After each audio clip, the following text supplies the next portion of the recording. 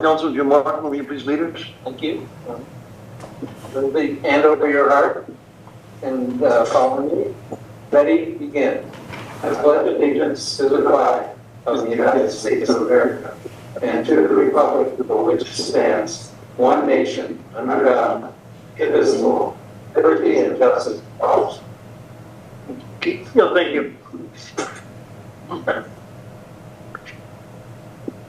Madam Secretary, if we could have a roll call. Thank you, Mr. President. Division 7, Gary Van Dam. Here. Division 6, Audrey Miller. Here. Division 5, Robert Paris. Here. Division 2, Keith Dias. Here. Division 1, Drew Mercy. Here. Division 3, Frank Donato.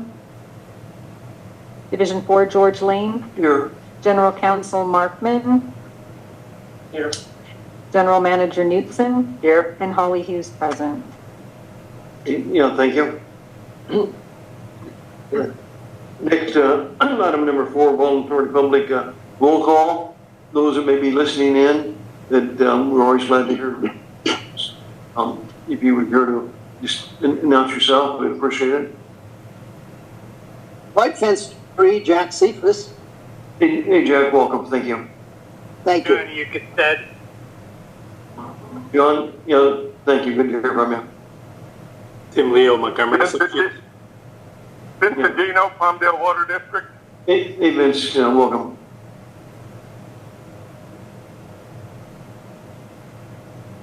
Okay. Julie Kyle. Hey, Julie, haven't heard from you in a while. Welcome. How are you?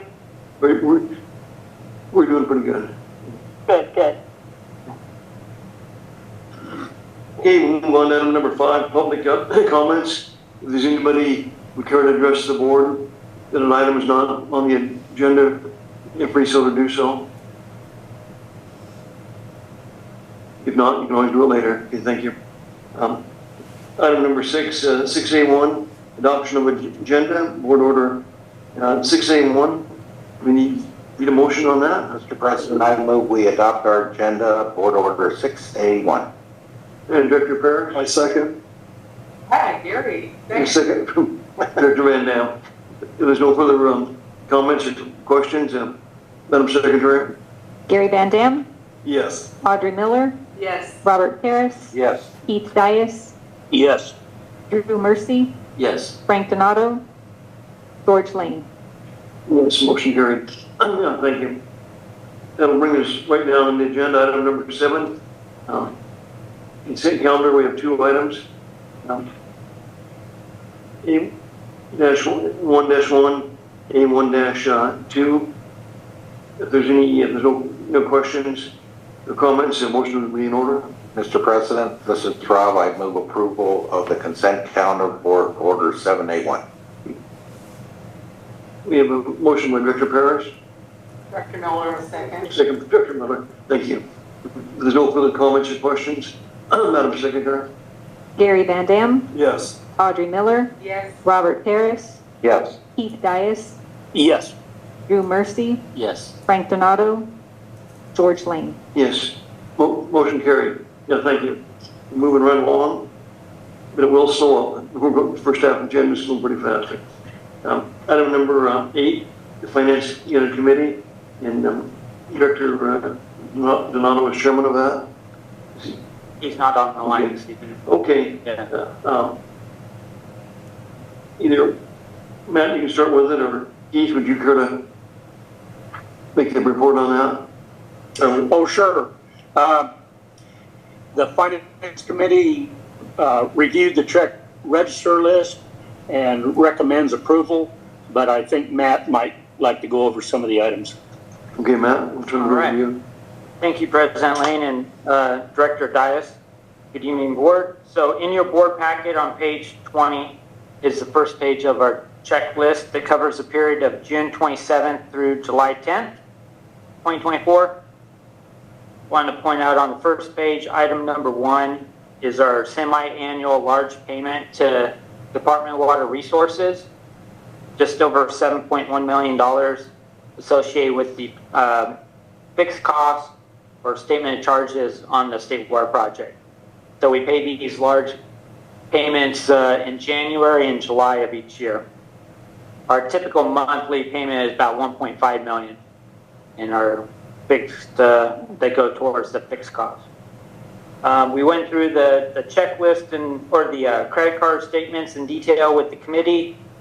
Also on page 22 of the board packet, item number 54 is a payment to the Nickel family for power charges associated with that water supply, $165,000 roughly. That gets reimbursed by another agency. Also out of the norm, item number 56 is a payment to LA County Auditor Controller.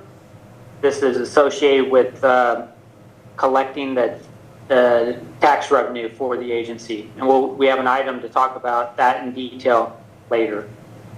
Those are kind of the highlights that I wanted to point out, but happy to answer any questions you may have. Hey, item 8A1, and the Finance Committee did go over it in somewhat detail, and we really had nothing stood out. So if there's no further questions, a motion would be in order. I'll make a motion, we approve Board Order 8A1. This is Keith. Okay, we have a motion by Director Dias. We have a second. Jude, Second. we have a second from Director Merchant. Okay, if there's no further questions or comments, Madam Secretary? Gary Van Dam, Yes. Audrey Miller, Yes. Robert Paris, Yes. Keith Dias, Yes. Drew Mercy, Yes. Frank Donato, George Lane. Yes, motion carried. Okay, we'll move on to item number 82, and we'll ask Teresa to give that report. You think it's a very good report? Thank you, Director Lane. Good evening, directors. On page 30 of your board packet is the total portfolio summary for June. And the average yield to maturity for the total portfolio was 4.688%, which was up 0.046% from the prior month. Average days to maturity for the total portfolio was 214 days, or approximately 7 months.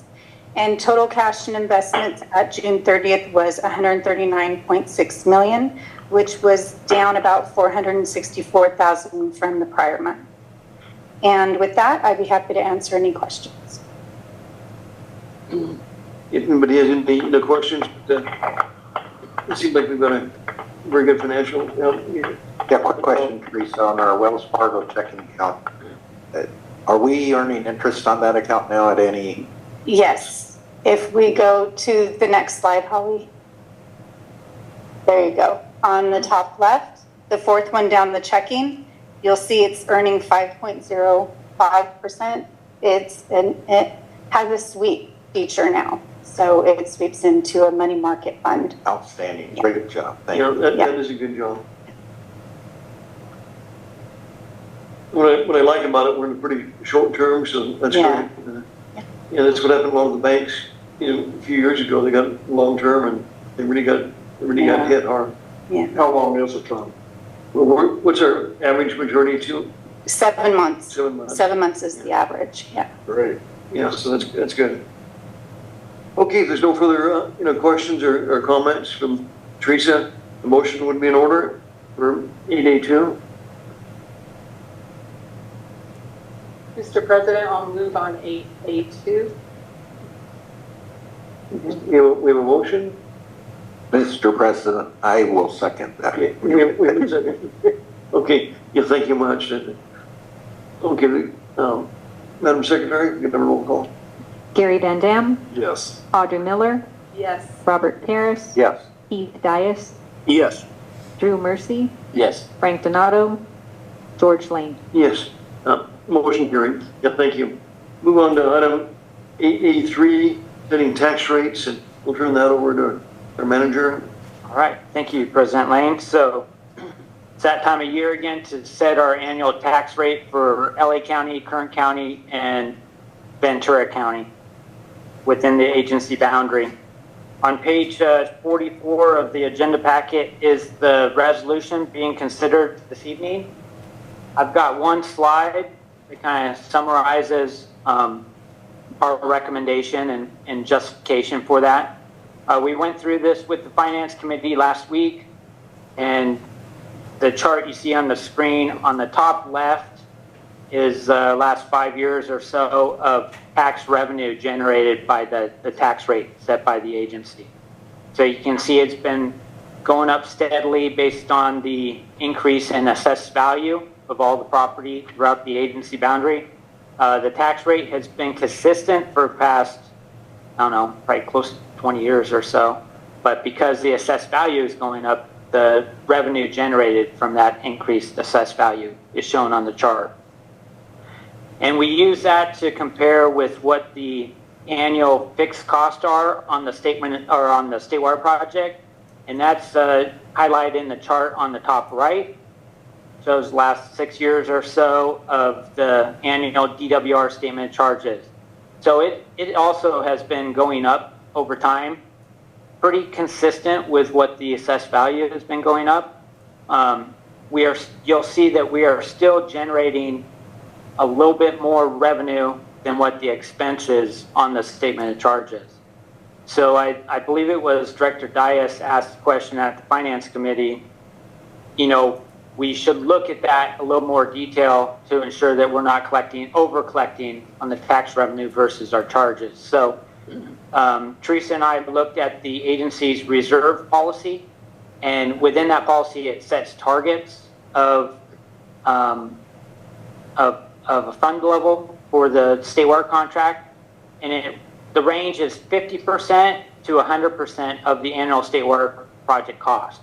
So that would be roughly 33 million on the high end of that reserve policy, and we're approaching the high end of the reserve policy. So my recommendation, which was supported by the Finance Committee, is that we hold the rate the same as it has been historically, but we seriously look at this next year and see where we're at with the reserve level and possibly lower the tax rate to make sure that we're staying within the reserve policy and we're justifying the excess funds that we have in the reserve account of the agency. So, and just to put it in perspective, based on the tax rate, we generate about $70.49 per $100,000 of assessed value.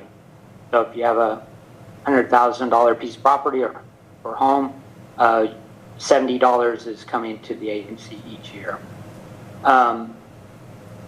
We have to set this rate by early August and make sure it gets notified to the counties so it gets put on the upcoming tax roll. And with that, the recommendation is to approve resolution R24-13. Mr. President, I had a question. Yeah. Rob. Matt, if you know, what is the process to either raise or lower the tax rate? It's just set by this governing board. So that's just part of the resolution that we're approving tonight. So it's simply internally just doing a calculation and determining what the tax rate needs to be, and we set that with the resolution. And the taxes directly go to pay our fixed costs for the state water project? Correct. So these funds, just to be clear, these funds collected by the agency through the tax roll can only be used on the state water project cost.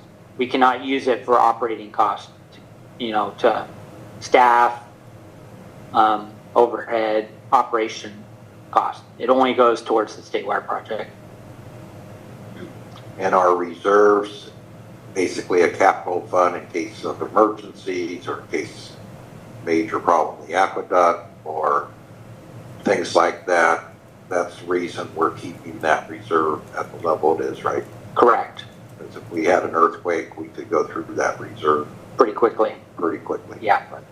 And are the costs for the state water project, does that include repairs to the aqueduct, what we know is going to happen because of the subsidence in the Central Valley and all the costs related to the Delta fix and all those? Are those costs that go into this? So that's another good question. So, it goes towards the original bond for the construction of the state water project, but also ongoing repair and maintenance of the state water project. So things like, and Pete can jump in here, but things like the various pump stations, work on the dams, the canal, are all included in the statement charges. I put a note on there, I think it's the third bullet down. This year's statement charges does not include any cost associated with the Delta Conveyance project. So I wanted to highlight that because that's been a hot topic. So this does not include any Delta Conveyance project cost. Now, if this board were to approve the Delta Conveyance project and our participation in it, would we be able to access this tax to pay for the Delta Conveyance project? Yes. And I know we're going to have a lot more discussion about the Delta Conveyance project, but can staff come up with what this tax would be if we do approve our participation in the Delta Conveyance project? Yes, and we've been talking about that with the executive committee, that we've been going through that discussion just based on what we hear from DWR, what the cost of the Delta Conveyance project would be, what financial impact that would have on the tax rate and the folks here in the Antelope Valley based on our table A amount, and we're looking at options. I realize we're looking at options, but I think we're coming up to a point where we're going to have to make a decision on the Delta Conveyance project. When is that? By the end of 2024. But then let me just clarify that the decision this year is only whether we participate in the design costs on the Delta Conveyance, not the full-blown project. And are we planning to have a public meeting to discuss what the future would hold for tax rates if we participate versus if we don't, and what other options there are so the public and our customers can participate in that? Yeah, we've talked with the committee about holding a public meeting with our customers to make sure they understand what the impact is. And it would be open to the public, the taxpayers, so they know the type of decisions we're going to have to make in the near future? Yeah. Okay.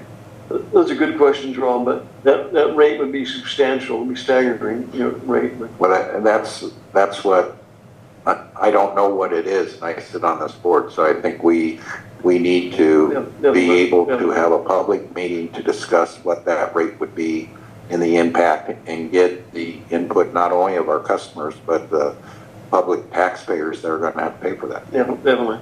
So, definitely. Okay, thank you. Yep. On this rate, the Finance Committee looked at it in depth, and we want a reasonable amount, but we don't want an unreasonable reserve. And we talked this year about maybe trying to lower the tax rate, but agencies. So I think a motion Mr. President, would be in order. ask a question or a comment.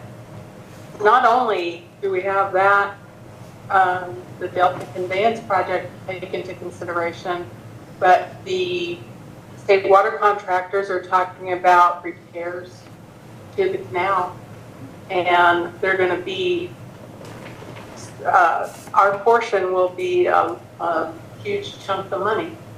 Yep. So when we're considering the tax rate for next year, we have some reserves. However, I don't know that our reserves will cover that portion, and that comes through the bill when they do repairs, right, Pete? Yes.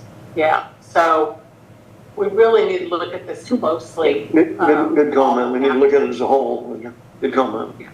Thank you. Okay, and item number 8A3, page 43. If there's no further questions, a motion would be in order. Set tax rate.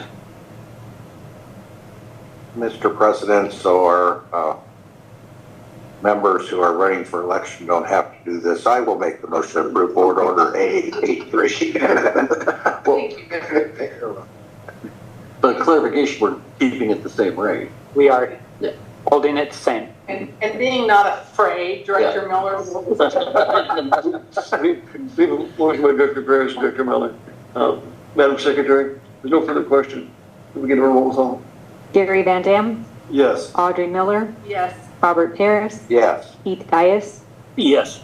Drew Mercy, Yes. Frank Donato, George Lane. Yes. Motion carried. That'll bring us on down to item A4, budget for the High Desert, Water Bank, and we'll turn that over again to our general manager. All right, thank you, President Lane. So in your board packet on page 49 is a brief staff report that Justin Livesay prepared to talk about the High Desert Water Bank annual operation, maintenance, and replacement and management budget, OM&R budget. So a couple slides here. I'm not going to read all this, but this is right out of our agreement with Metropolitan Water District that talks about the annual operation, maintenance, and repair or replacement costs. Clearly states that AVAC is reimbursed for any day-to-day operational costs with staff time, equipment, utilities, etc., associated with operating the facility. And payment by Metropolitan, the process is we come up with a budget, we vet that with the Metropolitan Water District staff, and then at the end of every 12 months, we true up that budget. So if there's any surplus, the surplus rolls over to the next budget. If there's a deficit, then that gets included in the current budget. So this is the second year budget that we put together for the High Desert Water Bank operation and maintenance. The first budget only covered a portion of the year because we started in September. And the budget's consistent with the 2019 agreement I just mentioned. This will cover the period of July 1st through June 30th, 2025. The personnel dedicated to the budget and the project out there it covers full-time lead operator assigned to the High Desert Water Bank, 25% of the Westside Water Bank operator's time, and 15% of the Westside Water Bank supervisor's time. The little table there, you can see that it includes not only wages, but overhead, retirement, benefits, etc. Fiscal year 24-25 budget includes, like as I mentioned earlier, staffing, equipment costs, such as vehicle, any equipment that we have to rent to maintain the basins or weed control, any utility costs with Edison, and then it also includes 5% of AVAC's general or annual G&A expenses. So we take 5% of AVAC's annual budget, Metropolitan covers 5% of that. And that covers, other costs that aren't included in these line items, like management cost, legal, etc. So very consistent with what we did last year. It was vetted with Metropolitan Water District. Here's a copy of the proposed budget. You can see the column in the middle is actuals last year. As I mentioned, it's only a partial year. We collected $550,000 up front from Metropolitan. In the agreement, they get any earned interest on the money sitting in the account. And then down below, you can see the operating expenses, those categories I just covered. Last year, we spent $337,000 operating the facility. It was only a partial year. We anticipate a full year in this budget, so we're recommending receiving an additional $550,000 deposit. There's $215,000 rolled over from last year. So on the revenue side, we're going to have $773,000 to play with, and we're estimating on the expense side just over $700,000. So. We reviewed this with the Finance Committee, and as I mentioned, with Metropolitan, and everybody's good with it. So the recommendation this evening is to approve the High Desert Water Bank OM and R budget for fiscal year 24-25. Do we need a specific amount in there, or do we just refer to the We can just refer to the budget? Okay. the budget. No, they did a good job. That was very detailed, and so that was very, very good. Is there any other questions from board members?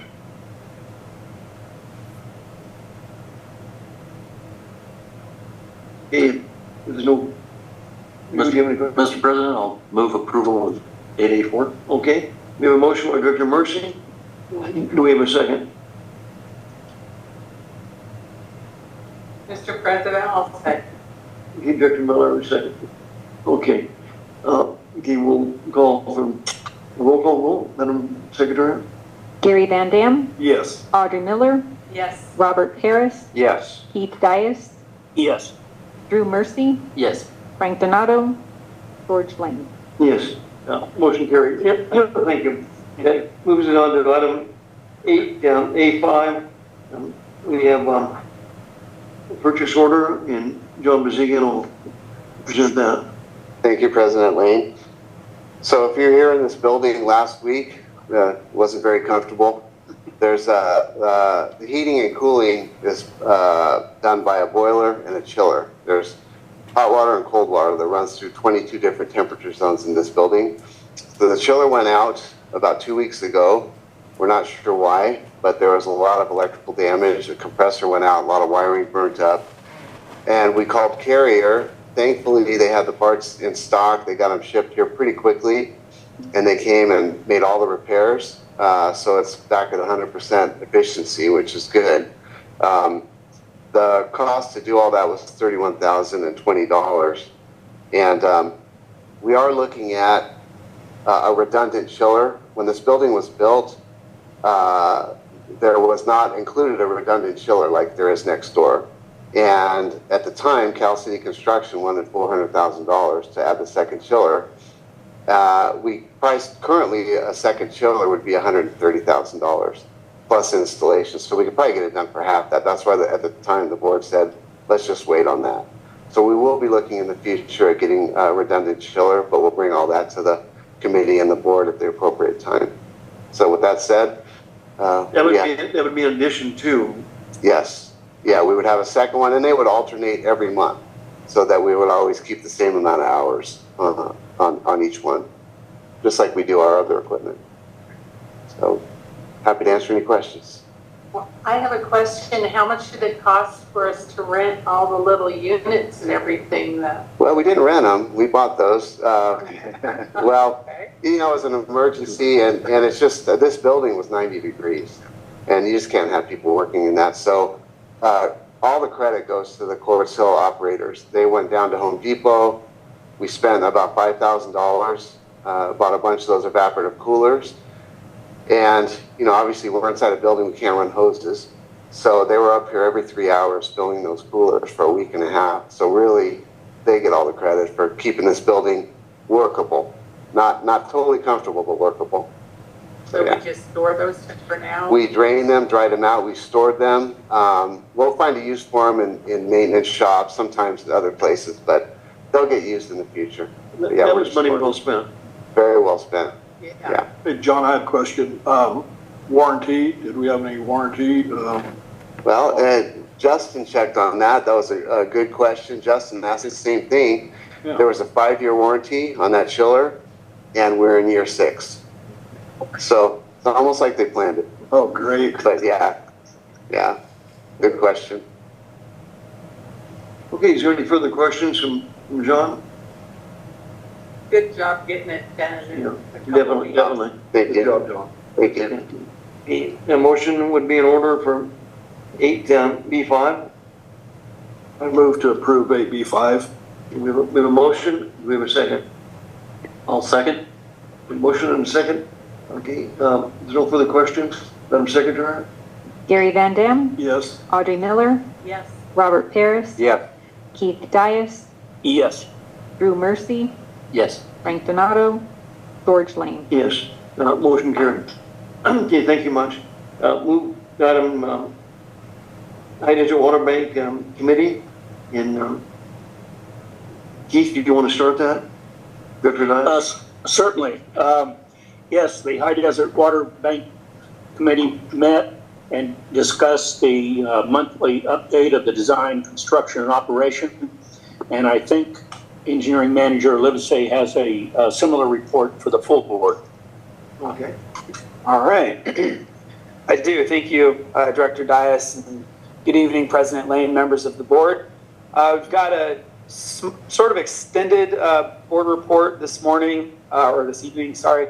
We've got several members of our engineering and design team here with us tonight that will chime in on various aspects of the project. But let's get started. So starting with banking status, here in the executive summary, you can see a bit of an updated photo shown here, and this is of the stage 2 basin areas on the northern end of the site. You can see quite a few of those basins are in service at this point. We started banking on May 13th. In June, we delivered about 2,100 acre feet to the project. We're currently delivering about 100 CFS, which equates to about 200 acre feet per day to the site. We had a limitation initially on flows right after the aqueduct turnout was constructed of 70 CFS, and that was contingent upon a successful flow test with the Department of Water Resources there to witness. So happy to report that that flow test occurred on July 10th. DWR had staff out there, and we ran the facility all the way up to 205 cubic feet per second, which you double that to get the acre feet. So that would be about 410 acre feet per day. So quite a bit of water moving through there. That flow test was very successful. They were happy with the results. And so we don't have the facilities right now to flow that much. So we're back down to about 100 CFS pending some changes to the site. So still doing very good as far as recharge goes. So getting into totals through the end of June of this year, even going back to what we were able to recharge last year, we've got about 15,500 acre feet for Metropolitan and about 1,300 acre feet for Avek that was done in those early stages of recharge last year. And then just a reminder that those numbers are gross numbers. They do not include the one-time 10% loss that's deducted through the recharge process. July numbers still creeping up. We've done about 4,100 acre feet here in the month of July so far, and continuing to go at, like I said, that 200 acre foot per day clip for now. So everything's going good on the recharge side of things. We do have a construction update a little bit later, but just a couple of highlights from me to start. The stage 1 and 2 recharge improvements, so that's the recharge basins and pipelines, that's on schedule to be completed ahead of schedule. They're about 98% complete based on progress payments, so they're getting down to the very last kind of things to complete above the ground surface. So they're getting close. And then this shot in the photo there is the stage 1 or the southern end of the recharge basins that you can see quite a few of those basins with water in them as well. As far as the well drilling package, which kicked off late last month, the drilling for those have started as of this month, and they're well underway with the first couple of wells. Earl has a little bit more details and some good photos of the progress for the well drilling so far.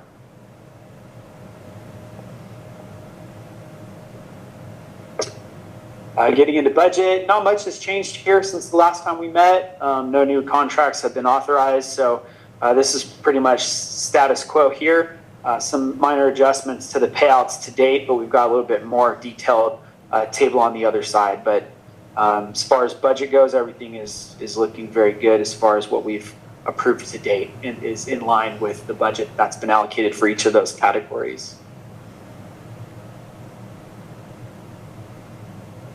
There we go. This table shows the active contracts. So this is what everybody is currently working on, from design to construction management to construction itself. So a lot of numbers on this table, but you can see all the contracts that are listed out there from top to bottom. I like to look at the percentages of what's been paid on those contracts versus where we are within the construction schedule and design schedule for the project. But for example, Nicholas Construction, I mentioned they're about 98% complete with regards to their progress payments. You'll see this number reflects 93. That's because we withhold 5% as retention. So we haven't paid that out yet, which is why this reflects the 93. But the construction management for that particular contract is listed here in the table right above it. And you can see that one's only been paid out 77%. There is no retention withheld from that. So there's a pretty good gap there between what's been paid out for CM versus how far the contractor is along on that project. So looking very good budget-wise for each of these design and construction management packages for the project. Yeah, Justin, that other column regarding percentage of payment. Yep. We're not showing that. Am I missing that? Oh, percent completed. I can understand that, percent completed, but it needs to correlate to what's been paid.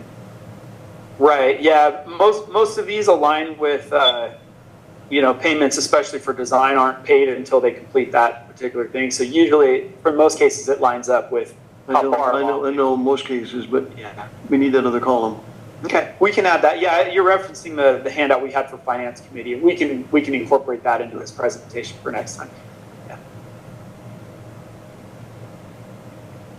Yeah. Nothing changed on this slide. This is completed contracts. So as the ones on the table before get completed, we'll move them here, and I'll highlight those as those get added. But for now, no change here since the last time. This is the capital program account. So this is where the funds go in and out, in from MET and out to the contractors or consultants. This is being managed very well by our finance team, getting invoices out and getting invoices paid. Right now, we've got about $6.2 million in that account. We have one outstanding invoice to Metropolitan, which is due early September for $720,000. And Metropolitan has committed about just over $94 million to the project so far. And with that, I'll turn it over to Earl Schwartz from Kenny. Justin, and good evening, board members, and good evening, General Manager. Today I present to you two active construction projects, as Justin was mentioning, the recharge job and the drilling package 3. Which one was it again, Justin? Yeah. Oh, that one. Okay, thanks. I always forget. So the slide that's on us right now, that's the High Desert Recharge Project. Nicholas Construction, of course, the general contractor. Summary of the work. Contract completion is September 10th, and that's, as Justin had mentioned, we're in a very good place right now, coming to the end of the job and punch list and just some final superficial improvements. So as you can see, most everything has been completed. The valve extension stems and position indicators, that's going to happen next few days. And as it stated there, superficial final improvements that on the turnout facilities themselves, the bollards, painting, and some chain link fencing around the manways. That's also going to be completed most likely this month. And then punch list has been going on, and contractor's been demobbing for the last month, as they have had a lot of equipment on the site. So that's ongoing.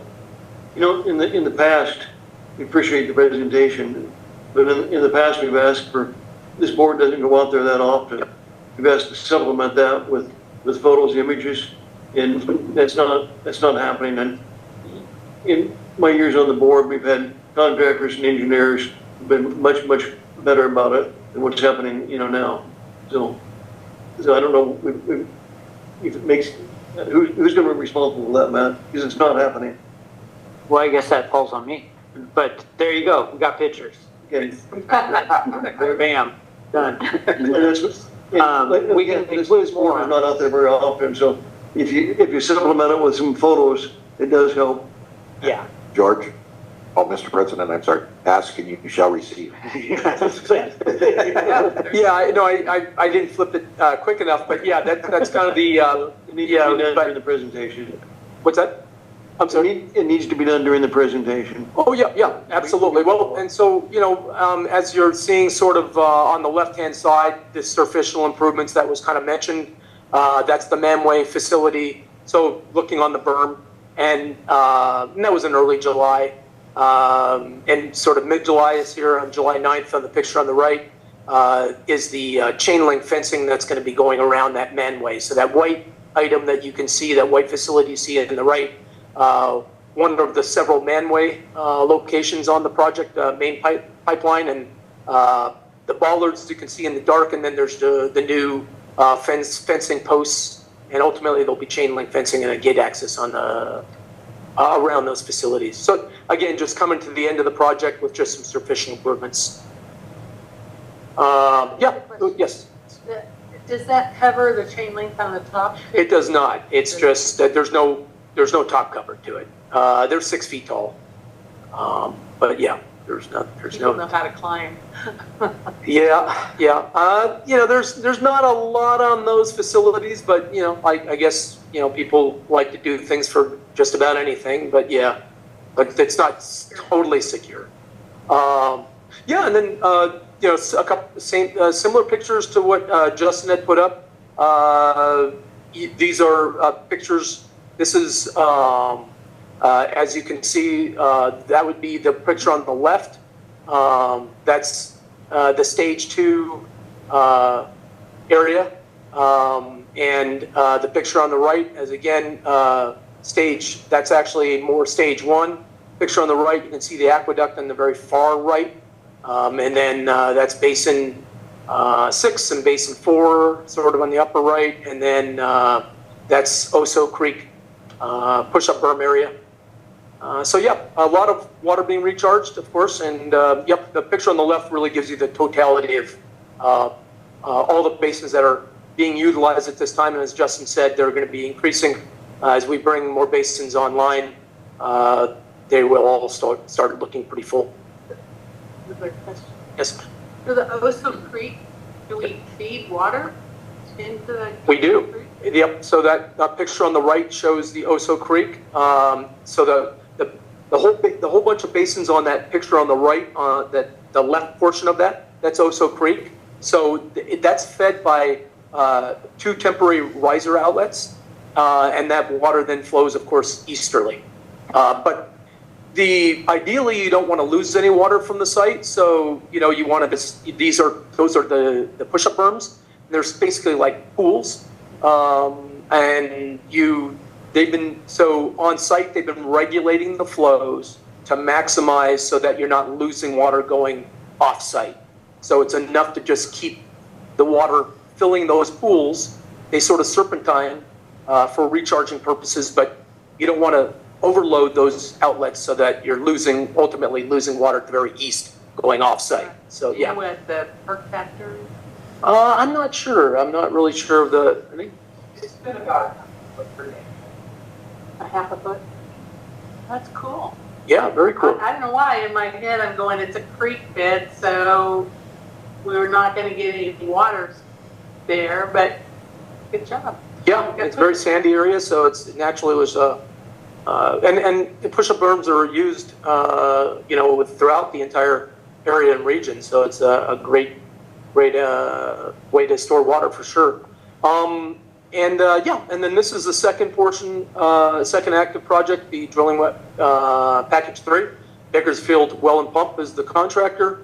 To date, obviously, work has been ongoing. Notice to proceed was on June 4th. Submittals have been ongoing, but all submittals have been made, 14 so far, and 14 have been approved. Stantec survey of the well sites that was done initially, and then LA County well drilling permits for all 8 wells. Bakersfield Well and Pump is very good at all that, so they jumped on everything. Conductor casing for all 8 wells has been ongoing. As of today, they'll have been completed for all 8 wells for conductor casing, for all 8 of those new wells. And baseline schedule was also approved. And then they have 2 rigs out there, and they will have 2 rigs going on for the entire site. Rig 1 was mobilized in June, and rig 2 was mobilized here in July. They're both actively, rig number 1 ultimately drills 4 wells, and it's been drilling HD8 right now, and they will drill HD through 03, 07, and 25. And rig number 2 was mobilized to the site recently, and it's actively drilling pilot holes for HD5. Yeah, and then in February of 2025, final site cleanup and punch list and contract completion. And I noted there that from a comment standpoint that with 2 active rigs on the site, it is anticipated they'll be finished early. So what was the last thing you said? Anticipated. Because of having 2 active rigs on the site, there'll be a little bit more. They're working simultaneously on for 4 wells and 4 wells. So they will be, or concurrently, I shall say. So they're going to be anticipated to be finished early. They're allotted to May, but they should be finished in March of 2025. So thank you. Yes, sir. I have a question, Mr. President. When does our next well estimate go out, or the pack to drill those? Drilling package 4 is what I think what you're referring to. Next package. Yeah. Sorry, thanks, Earl. That package is currently being designed. They've got pretty much wrapped up the final design on that. We're doing one final comment review, and then the plan is to get that out here within the next few months. Yeah, all in anticipation of that package being completed prior to the well equipping contractor being able to come in and equip those other 9 wells. Okay, good. Yeah, thank you. So I have a question. Yeah, Dr. Miller. How long does it take to drill each well? Yeah. Is it different for each? It is. Like it is, just in looking at the schedule, for instance, for, HD5, the first one that they've been drilling. In looking at it, starting in late June, and it looks like they would be finished in September. So we're talking about two and a half months. And that's just a continuous drilling. Yep. Concurrently for, the 4 and 4 for each. So they'll be done with that, and then they'll move over with rig 1 will be moved to the next one. And how deep was that, the first one? They're all 1,200 feet plus or minus. Yep. And they're drilling 24/7. During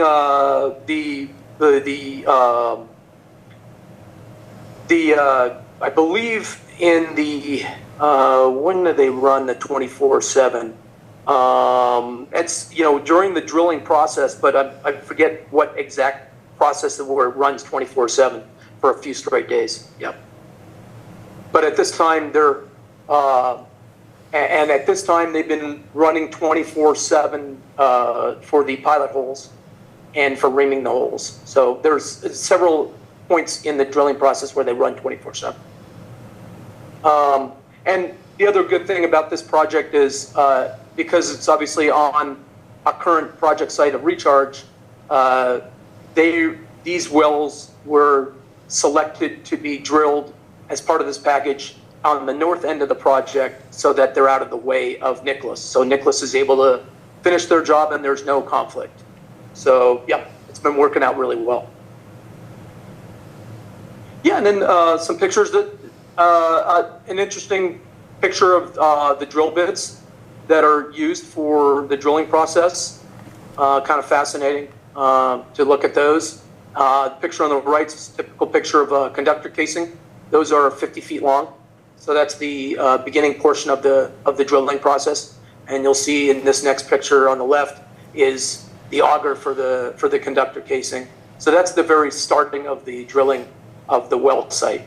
And then the conductor casing on the right was when, after they had installed that 50-foot up depth of conductor casing, they temporarily seal it, obviously for safety purposes. So there's a steel plate temporarily welded to that casing. And a picture on the left is, that's rig that's rig number 1 at HD8. Just a couple vantage points of the drill rig. Pretty impressive to see it live. and they have 2 of these rigs. This is the same rig, just different vantage points, but they have 2 of these rig facilities on the site. Yeah, so I think that concludes my update. Is there any further questions? Yeah, thank you. Good job. Thank you, sir. Thanks, Earl. We do have one more update for this, followed by the only action item that we have for tonight with a separate presentation going into that. But we do want to keep the board fully informed on what's going on out there at the site. So we want to talk a little bit about some berm cracking that we've discovered out there that was identified when we began recharging water at the project site. Some cracking began to develop in the berms in between the basins, the drivable berms out there. And, you know, some of you were on the board around the East Side Water Bank timeframe when there were some collapsible soils that were encountered out there that weren't caught and factored into the design, which caused some issues that needed to be remedied by the contractor at the East Side Water Bank. And so we initially thought about that experience that we had and didn't want to take the cracking that we saw lightly. And so we asked the engineers and the contractors to respond right away to make sure that we fully investigated this. I kind of jumped to the end, although Joe, along with Stantec, is going to go into further detail about how we came to this conclusion. But the end result is that we're confident that everything was built per the design spec, and that design spec is solid. So we don't anticipate any issues because of this, but we did want to make the board aware that this occurred, talk to you about how we investigated it and how we got to the point where we're comfortable with the current design and how the site is going forward. So it's an informational item only. Can you be a little more clear? What potential detriment does that have to our basin? Yeah, Joe will go into more details on everything, but essentially what we don't want is for any of the water that's being recharged on either side of the basins to weep its way through the structural portion of the berm and cause a series of collapses of those berms and essentially, potentially wash out the site. So that's what the concern was. And fortunately, through the investigation, we found we're not worried about that. So it's a little hard following, Justin. So everything is designed perfectly, but we got a problem right there. We don't think there's a problem. That's the final result is that there's not a problem. But we experienced some cracking. We wanted to investigate that to ensure that it is not a problem. And through the testing that was done, we've determined that it is not a problem and just something to monitor going forward. Yeah. So. Dr. Miller. Justin, is that on your page 15 of your monthly report or page 73 in our packet? It may be. I'll have to. Is it? Yeah. Okay. So on page 73 of our packet, it has a picture. And we've got some photos in the presentation, but why don't we let Joe go through kind of the background of how it was designed and all the work that they put in to ensure that they have a good design on this, and then all the investigations that were done to come to the conclusion that we came to on this. Joe? Good evening, directors. I wanted to walk you through some of the issues or some of the way that we approached this design, because we were very much in tune and understood what happened over on the west side water bank, or I'm sorry, on the east side water bank. So we developed an investigation program when we started the project at the very, very beginning that included our geotechnical construction or our geotechnical investigation. And we did an extensive geotechnical investigation looking for collapsible soils within this particular site. And this map that we're showing actually shows where all of the borings were taken within the site. As you can see, we have a very good coverage of the entire site that helped us characterize the subsoils that we had in the site before we started any sort of a design to see if there was any mediation that we had to do early onto it. As we went through the geotechnical report, we were specifically looking for collapsible soils, and what they identified in the site is that we had low to moderate high hydrocollapsible soils within the site, which actually means that we don't really have anything. So again, we put that into some real numbers for what that means. In the next bullet down, or the last bullet there, hydrocollapse potential accounted for the design incorporated a 1-inch a collapsible range that we worked in. We took that into a design consideration, not only for our hard infrastructure, such as the piping and the well facilities, but also in the design of the berms. And this not result, the east side was like compaction. Now, was this compacted to what percent? This was compacted to 90%. And there's actually hopefully. Yeah, well, then we can get into that because we actually went and investigated. That was the first thing that we wanted to go look at. It was specified 90%. Be interesting what was done. Yeah. So actually what we do is we have two pieces in this particular berm. There's a portion of it taken to 95%, and then there's a coverage portion of it that's taken at 90%. So the actual core of the berm is set at 95, and that's to keep our potential of wicking down through the berm itself. And the berms were also set into the ground about 5 feet to push any sort of wheat beach that comes down through the basins below the berms and puts it into the next berm below the berms itself. So we're not allowing the berms to actually hold the water into place. We're pushing the water down below. All of the site met the specification for a low berm type of a facility that we built. So we can talk about that in the next slide. I do have a question. Absolutely. So this crack that's showing, is it anywhere near that fault line that's on the picture? There's that on the Ransburg and the Ransburg fault? Yeah. Let's see, how can I do this? Well, I'm going to walk over to here for a moment. Sure. With mouse. That's usually what I use. I'm sorry. So here's the Ransburg fault. Some of the cracking that we saw was within this area right here where I'm talking. So these were the basins that where we were concerned about it, and we moved on. And so we did not see any movement within the Ransburg fault itself. So, and quite frankly, talking about a geological, this Ransburg fault is documented, but it's not exactly sure if it's even there. Does that make sense? Somebody's experienced it sometime. Farther down, it's very well documented. Yeah. In this particular area, it's not as well documented, so that was something we were interested in. We actually did investigations to look through that at the very beginning of the project to see if there was any activity within the fault. Okay. Is staff, as far as being the proper compaction, is staff satisfied it would all meet the 90-95%? If they would go out and test? Yeah, we are. We hire our team of construction management inspectors to be out there inspecting as the contractor is doing its compaction testing. And so they're out there observing. The contractor actually has a third party soils testing firm that has to. We went out there and tested, you're satisfied it would meet that? Yeah. I hear what you're saying, but I've been there and done that. I know better. Mm-hmm. What it's supposed to be and what's done, two different things many times. Yeah. And that's why you see cracks in the parking lots. That's why you see subsidence and they can cause a lot of problems not having the right compaction. Yeah, we're satisfied from that perspective with inspections that were done in the field and the inspections that were done as a result of this.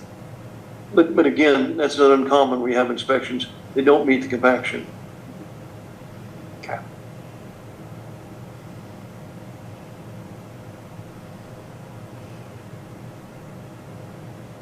Sorry, backing up here. So we've covered everything in this.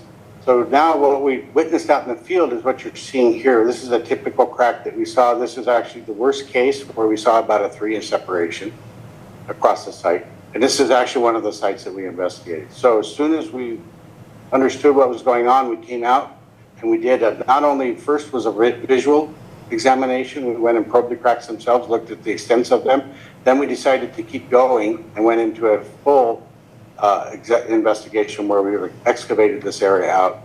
And then we ran supplement testing, which is different from what the contractor did. We did this through Kleinfelder, who is the geotechnical of record on this particular project, to validate what we saw in the field was what was supposed to be built as it goes through. What is that soil there? Which crack? What type of soil would you classify it? This is basically a sandy loam with clay type of soil. And that would be pretty standard with clay, it would crack like that. It's a you probably know a lot more about that than the rest of us. Right. Yeah, I agree. So we did actually. That's probably when it dried out and then it's cracked. Right. So then what we did also, just to make sure that we didn't have any subsidence over the entire site, I had our survey crews, Stantec survey crews, go out and actually survey all of the tops of the berms to see if we had any sort of subsidence throughout the site, of which everything came within the specification. Well, the subsidence is one thing, but that cracking, it's pretty obvious what that is. Right. Exactly. So we wanted to make sure that we understood the mechanism, and we also wanted to make sure that it didn't get into the core and the structural portion of these berms. Then we also went through and took some of the berm material, excavated it out, and did supplemental testing. Talk about here. So this is actually what we did in the field. Once we've gone past the visual inspection of the whole thing, we went out and physically excavated a portion of it. We excavated beyond the cracks. So what we did is we followed the cracks down through the top of the berms, and we followed them down until they dissipated out, which was still above the structural portion and the core portion of the berm itself. So how deep was it? In some places, it was about 5 feet. So then what we did is we actually took the material from that excavation and put it through a series of tests. And we went to that. We looked at compaction requirements, met the compaction requirements, talked about the soil requirements, and everything else. So we'll talk about that in just one moment. I don't mean to kick that down the road, but there's a couple of slides that cover it. We also did, just to make sure that the in situ soils were compacted, at least from a visual standpoint. We also probed the area to make sure that it was hard, and it felt as if it met the compaction criteria. But that's supplemental to what we did physically. So. And after that, we did some short-term monitoring of the cracking to make sure that they didn't grow.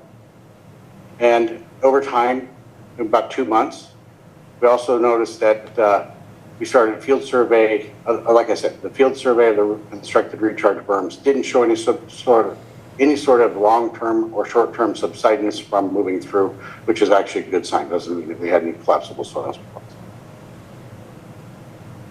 So. I know a lot of words on this, and I apologize. No good pictures, sorry.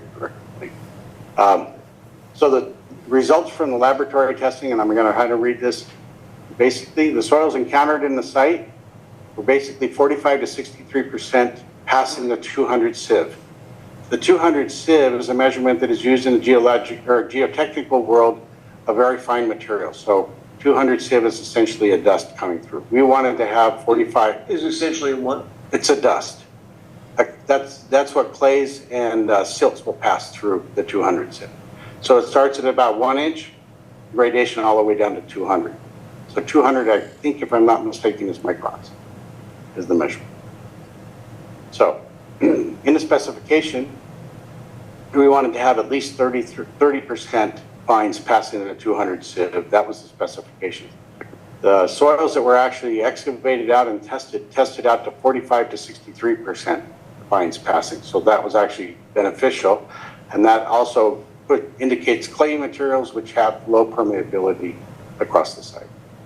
Like I said, the project specifications required 30% of passing the 200 sieve. So the soils that were used in the berm construction itself were well within the specification. They actually exceeded the specification.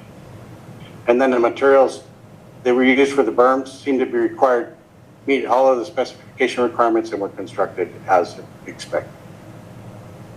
The field survey also indicated no settlement within the site. So we saw some, about 1/10 of a foot, that was within the specifications of the site. We expected a little bit of settlement as we started to load up these soils as we moved out. But we got anything to about 1.2 inches of settlement, which is well within the specification requirements for the project. And then ultimately, the field monitoring indicated... that settlement even with a 95% compaction? This is actually the subsoils that we were concerned about. Make sure that the subsoils, as you take native soil and you put on top of that, you're actually compressing it just a little bit with that new weight that it never saw before.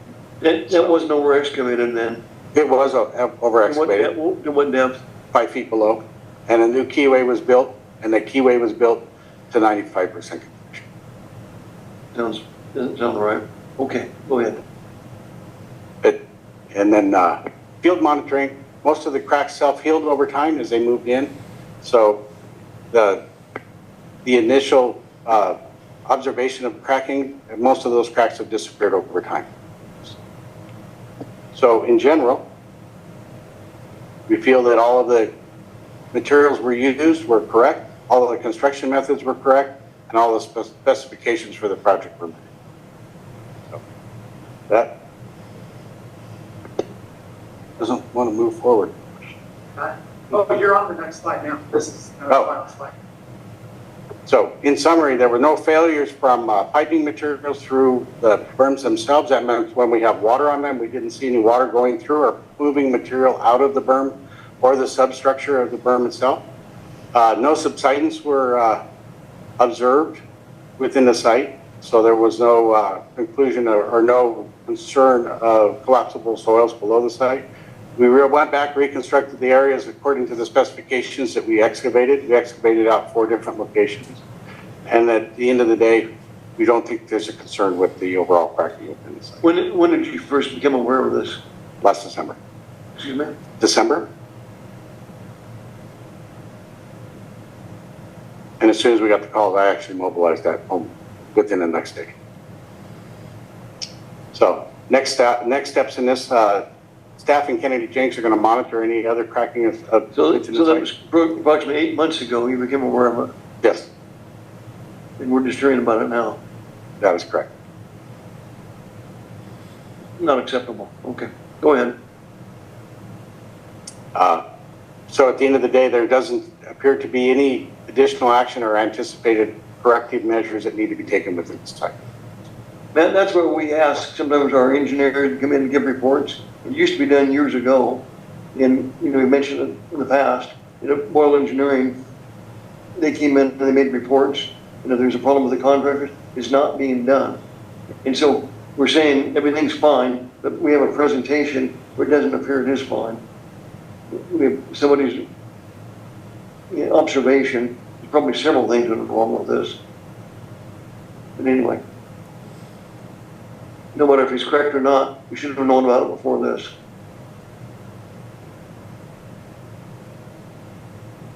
If there's no other questions, thank you. Thanks, Joe. All right. So that wraps that item up. And the next item on our agenda for tonight is action item for change order number 2.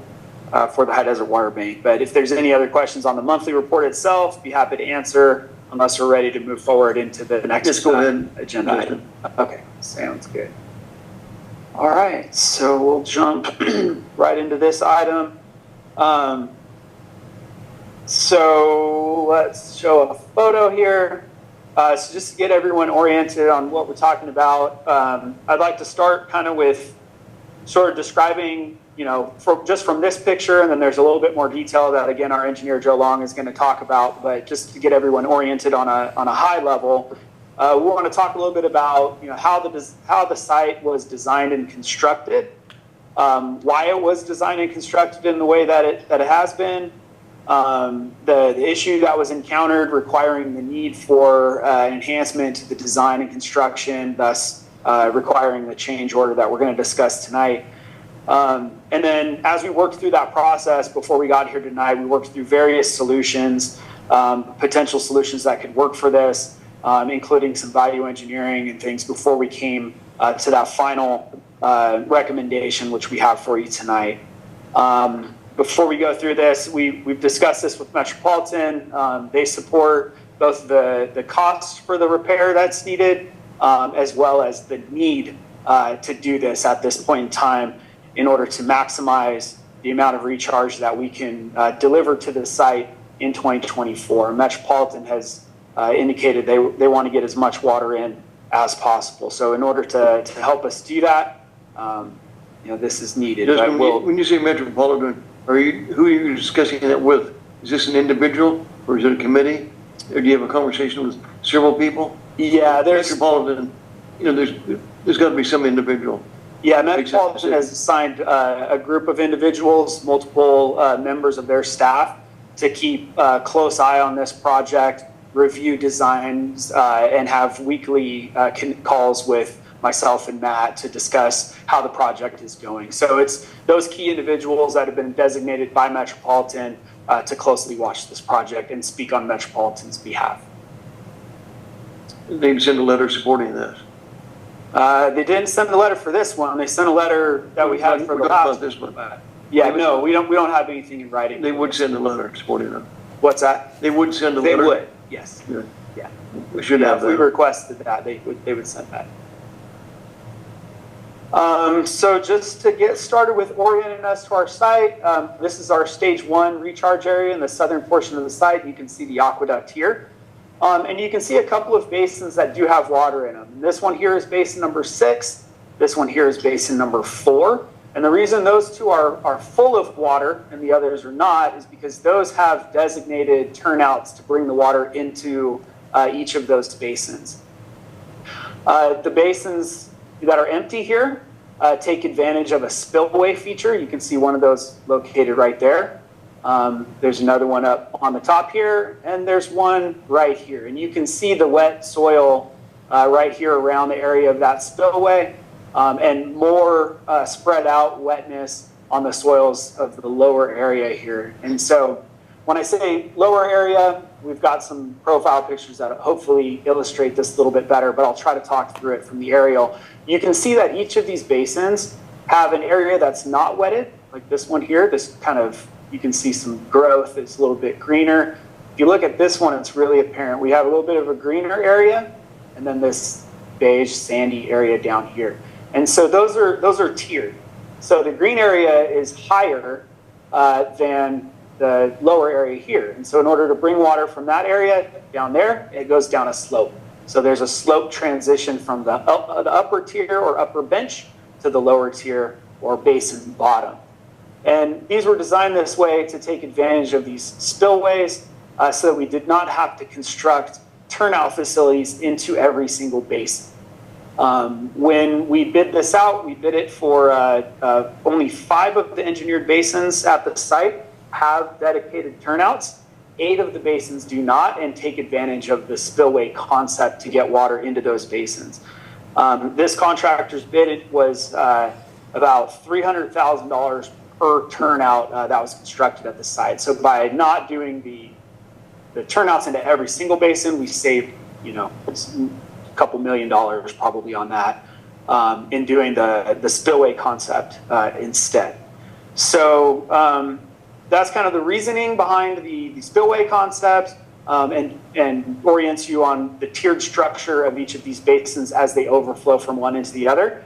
I'll turn it over to Joe, the engineer, and he'll talk more about how that looks and why specifically that it was designed this way from an engineering perspective. So, Joe?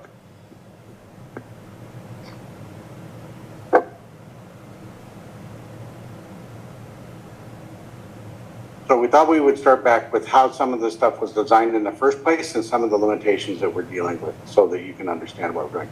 This is actually a section, a typical section through the site between 2 basins. And on the left-hand side, you can see the upper side.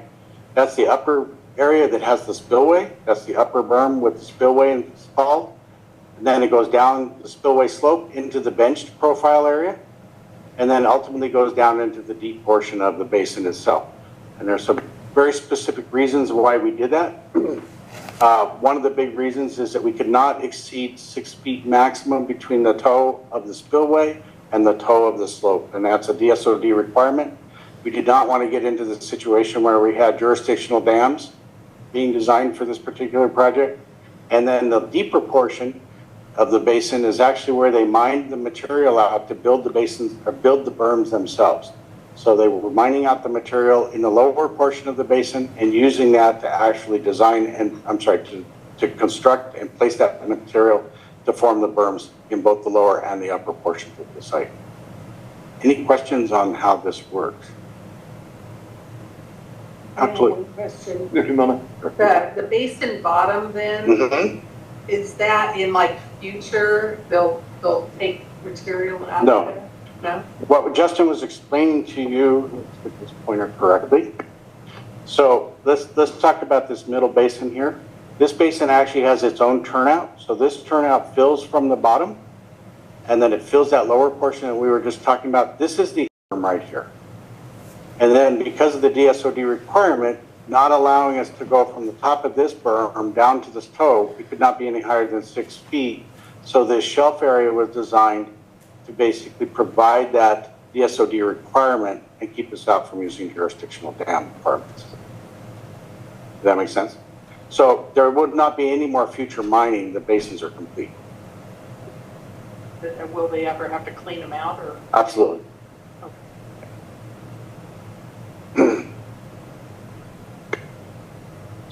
Moving on. So talking a little bit more about the DSOD recharge. So California has a division of dam safety, and the division of dam safety is required to basically take jurisdiction whenever a dam is over 6 feet tall. This chart on the site shows what is a non-jurisdictional dam, which would be basically berms, small ponds, things like that. A small pond with less than 50 acre-feet of total storage could be built to 25 feet tall. But if it's below 6 feet, we basically have an unlimited volume that we can put behind it.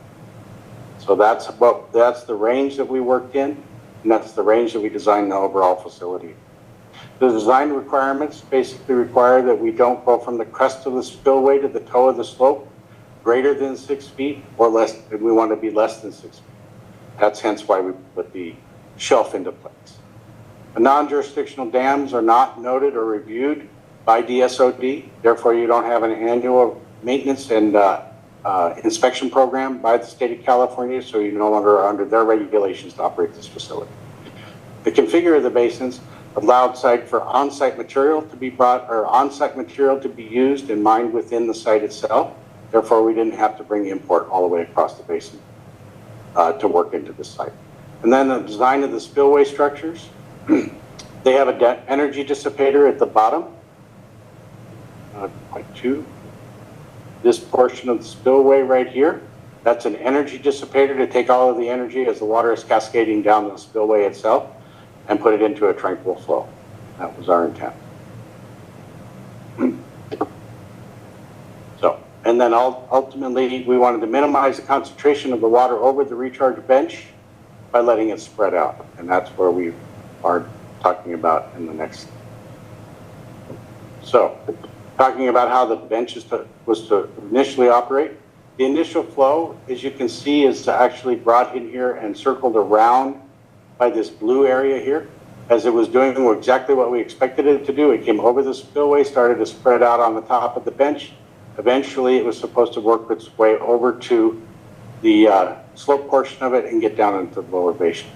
The ground ripping of this area, we started to see some degradation. There's some erosion within the furrows themselves. They started to collapse, and that actually concentrated flows and took the flow regime over the top of the lower, from the upper basin into the lower basin, which is where we saw some erosion. And then the bench to the bottom transition started to erode once this amount of water started to move down into the basin, lower portion.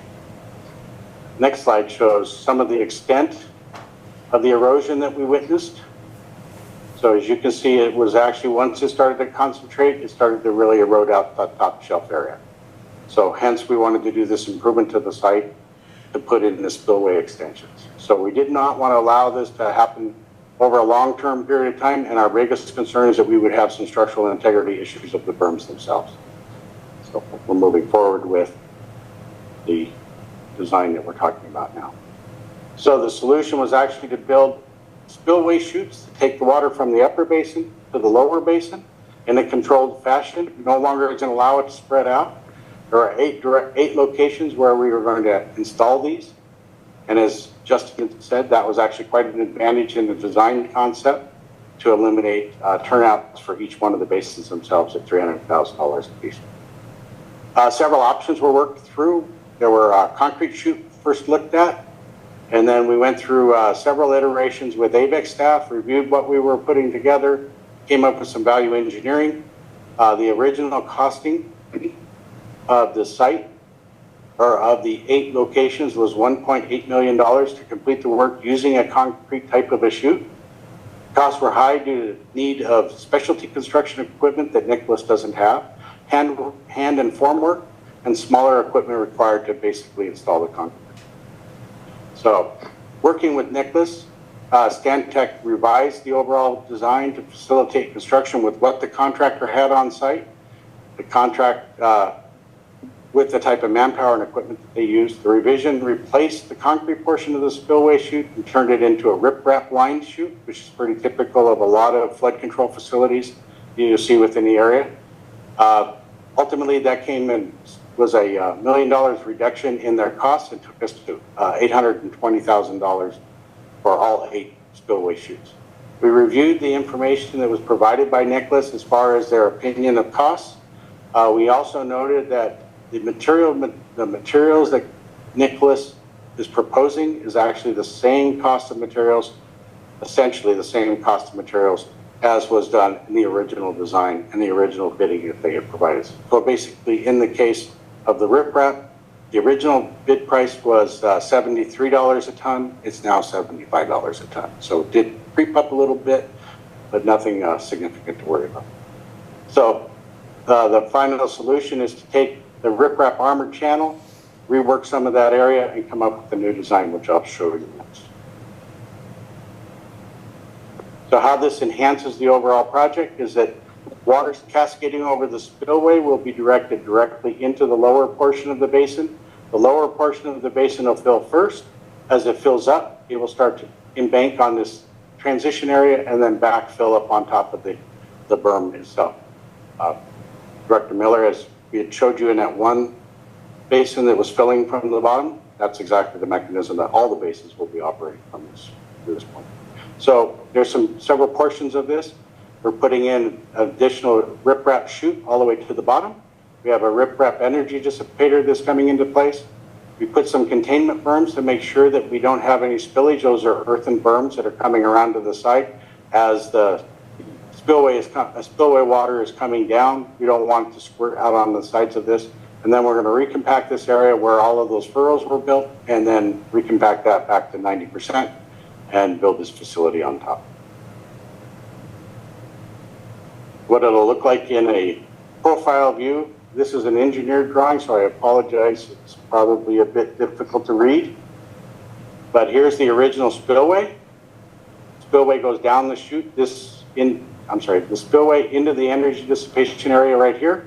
Then it goes down the riprap line chute into its lower basin, and then it comes into another energy dissipation that'll allow it to go out into the lower basin.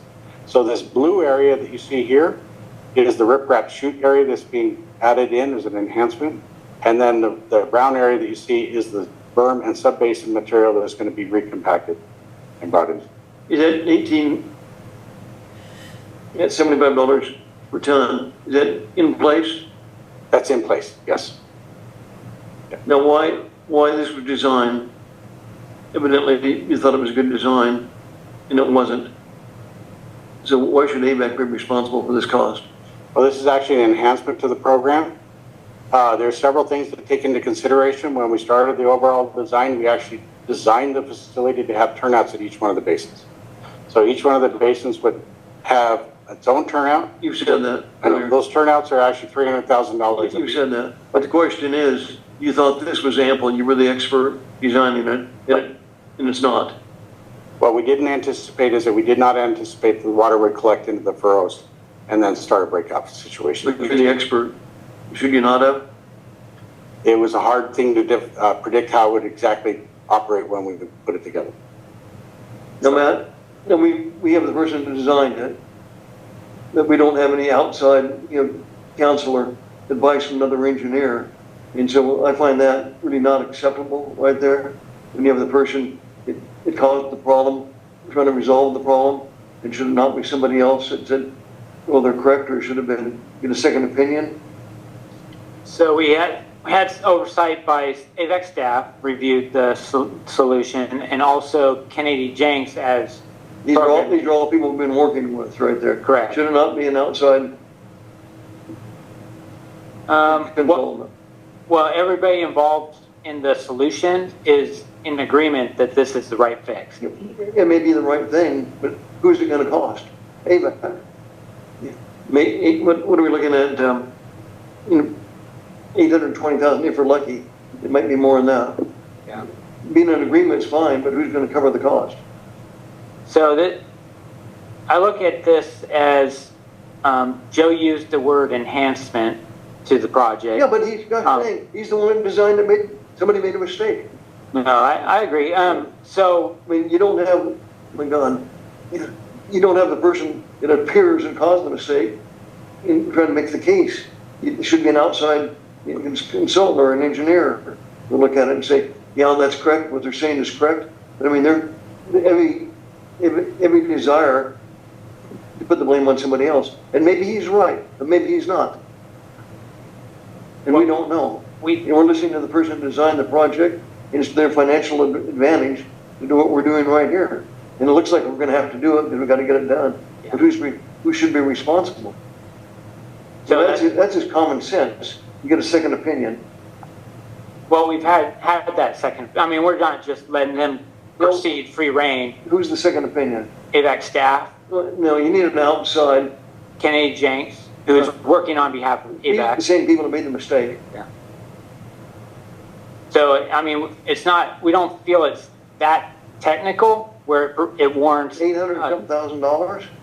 Well, it's costly, but not that technical of a repair. So we're confident that the repair. Somebody else should be able to comment on it and say, it's not that technical, it looks correct.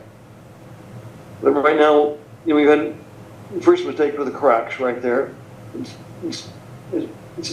Whose fault is it? Nobody's taking the blame for it. We have the second one. Nobody's taking the blame for it. And some people would be doing a project, they would bankrupt, you would go broke. Yeah. They were a public agency. The taxpayer is going to have to shoulder it. So that's not acceptable. So to speak on the accountability, so Stantec, the design engineer, is taking responsibility from. They're not charging the agency for any of the design rework. So they're flipping the bill for correcting the issue. The construction cost, being that it's not something that was designed that had to be ripped out and replaced. That would clearly 100% be on Stantec to cover that cost. This is something that was not included in the original contract with the contractor. Matt, I realize that. There's a mistake, it's going to cost us close to $1 million right there. And everybody's going to cover it. And the same people who made the mistake, because, they reviewed it. My God, naturally, they're going to whitewash it. Yeah. So, and just to clarify, I know you speak in terms of AVAC taking the hit financially, but Metropolitan is the one funding this. I understand. Not AVAC. I know that you want to look at this as if it's AVAC money. So I just want to make that clear for everybody listening. Now, we'll probably have to vote for it, but it's not right. I think in the next contracts, we're going to be looking a lot more careful our selection process for engineers. Yeah. This is not acceptable. It's not professional. It's not right. Yeah. You got the same person who made the mistake, make the presentation, why everything's fine, and why we should cover the cost. Mr. President, I have a few questions when if you're done. Ron. First of all, and Matt clarified it is Matt that's going to, and I agree with George, we should always look at these projects as though we're building them, because we need to do that. Has Matt reviewed all this, and do they agree with this business? Yes, they reviewed the issue when it came about.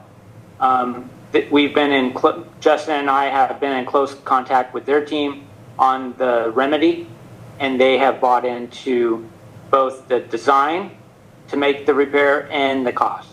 And if this would have been the design from the beginning, if you would design this, would the cost have been close to what the cost is going to be now? More or less, or? We actually validated the material that came in from Nicholas, evaluated their quantities, evaluated their pricing. The pricing came out that they are charging $3 more a ton for the riprap, and the same amount, nearly the same amount for their earthwork costs. So the cost would have been essentially the same. Okay. And then I heard that this will enhance the project. Will it enhance the amount of water that we can bank in this project? I guess you said that, right? Yeah. Was that around 5,000 acre feet? Yeah. Per year? The calculations are actually this water year alone. It'll be 5,000 acres. And I would imagine Matt is happy with that result. I would think so. Okay. Okay. Yeah, yeah, it's a good question about the 5,000 acre feet. Additional recharge just this year, so roughly double that for a full calendar year.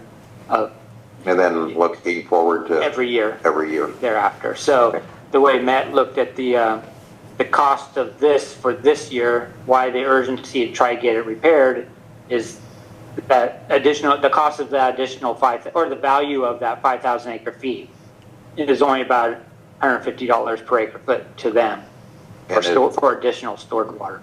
Is it our staff's opinion that this enhancement to the bank will pay for itself in the future by the additional water that can be put into the bank over the years? Is that a yes, Justin? Yes, that's a yes. I thought that was a yes. Okay, those are my questions. Thank you, Mr. President. I think, is there any other questions? Yeah, I had one more question. So how many acre feet total per year will we be putting in the extra? So we're still gonna we'll be able to meet the 70,000 acre feet per year. But with this enhancement, we estimate that we'll be able to put additional 10,000 acre feet roughly. 10,000 a year? Yeah. Okay, because of the problem we have. Yes. Okay. Okay. Is there any other questions? Mr. President, this is Rob. I move approval of Board Order 8B2. Okay. We have a motion. We have a second. I'll second the motion. This is Keith. Okay, we have a second from Director Dias. Is there any further comments or questions? I should just take Director Miller. I heard the words that the original concept, was that a tested concept? Because what I heard was that it wasn't, they expected it to work properly. And then is this new concept expected to work? So the original concept was that everything was flattened out and the water would build up and then go over as a very thin amount of water over the top of the berm. Let's take you back.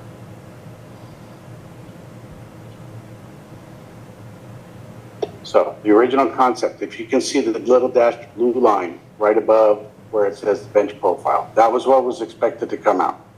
What we didn't expect was that the furrows broke down when they started taking water on and actually started the piping through the lower section. And was this a proven concept that was This is actually used quite often, so.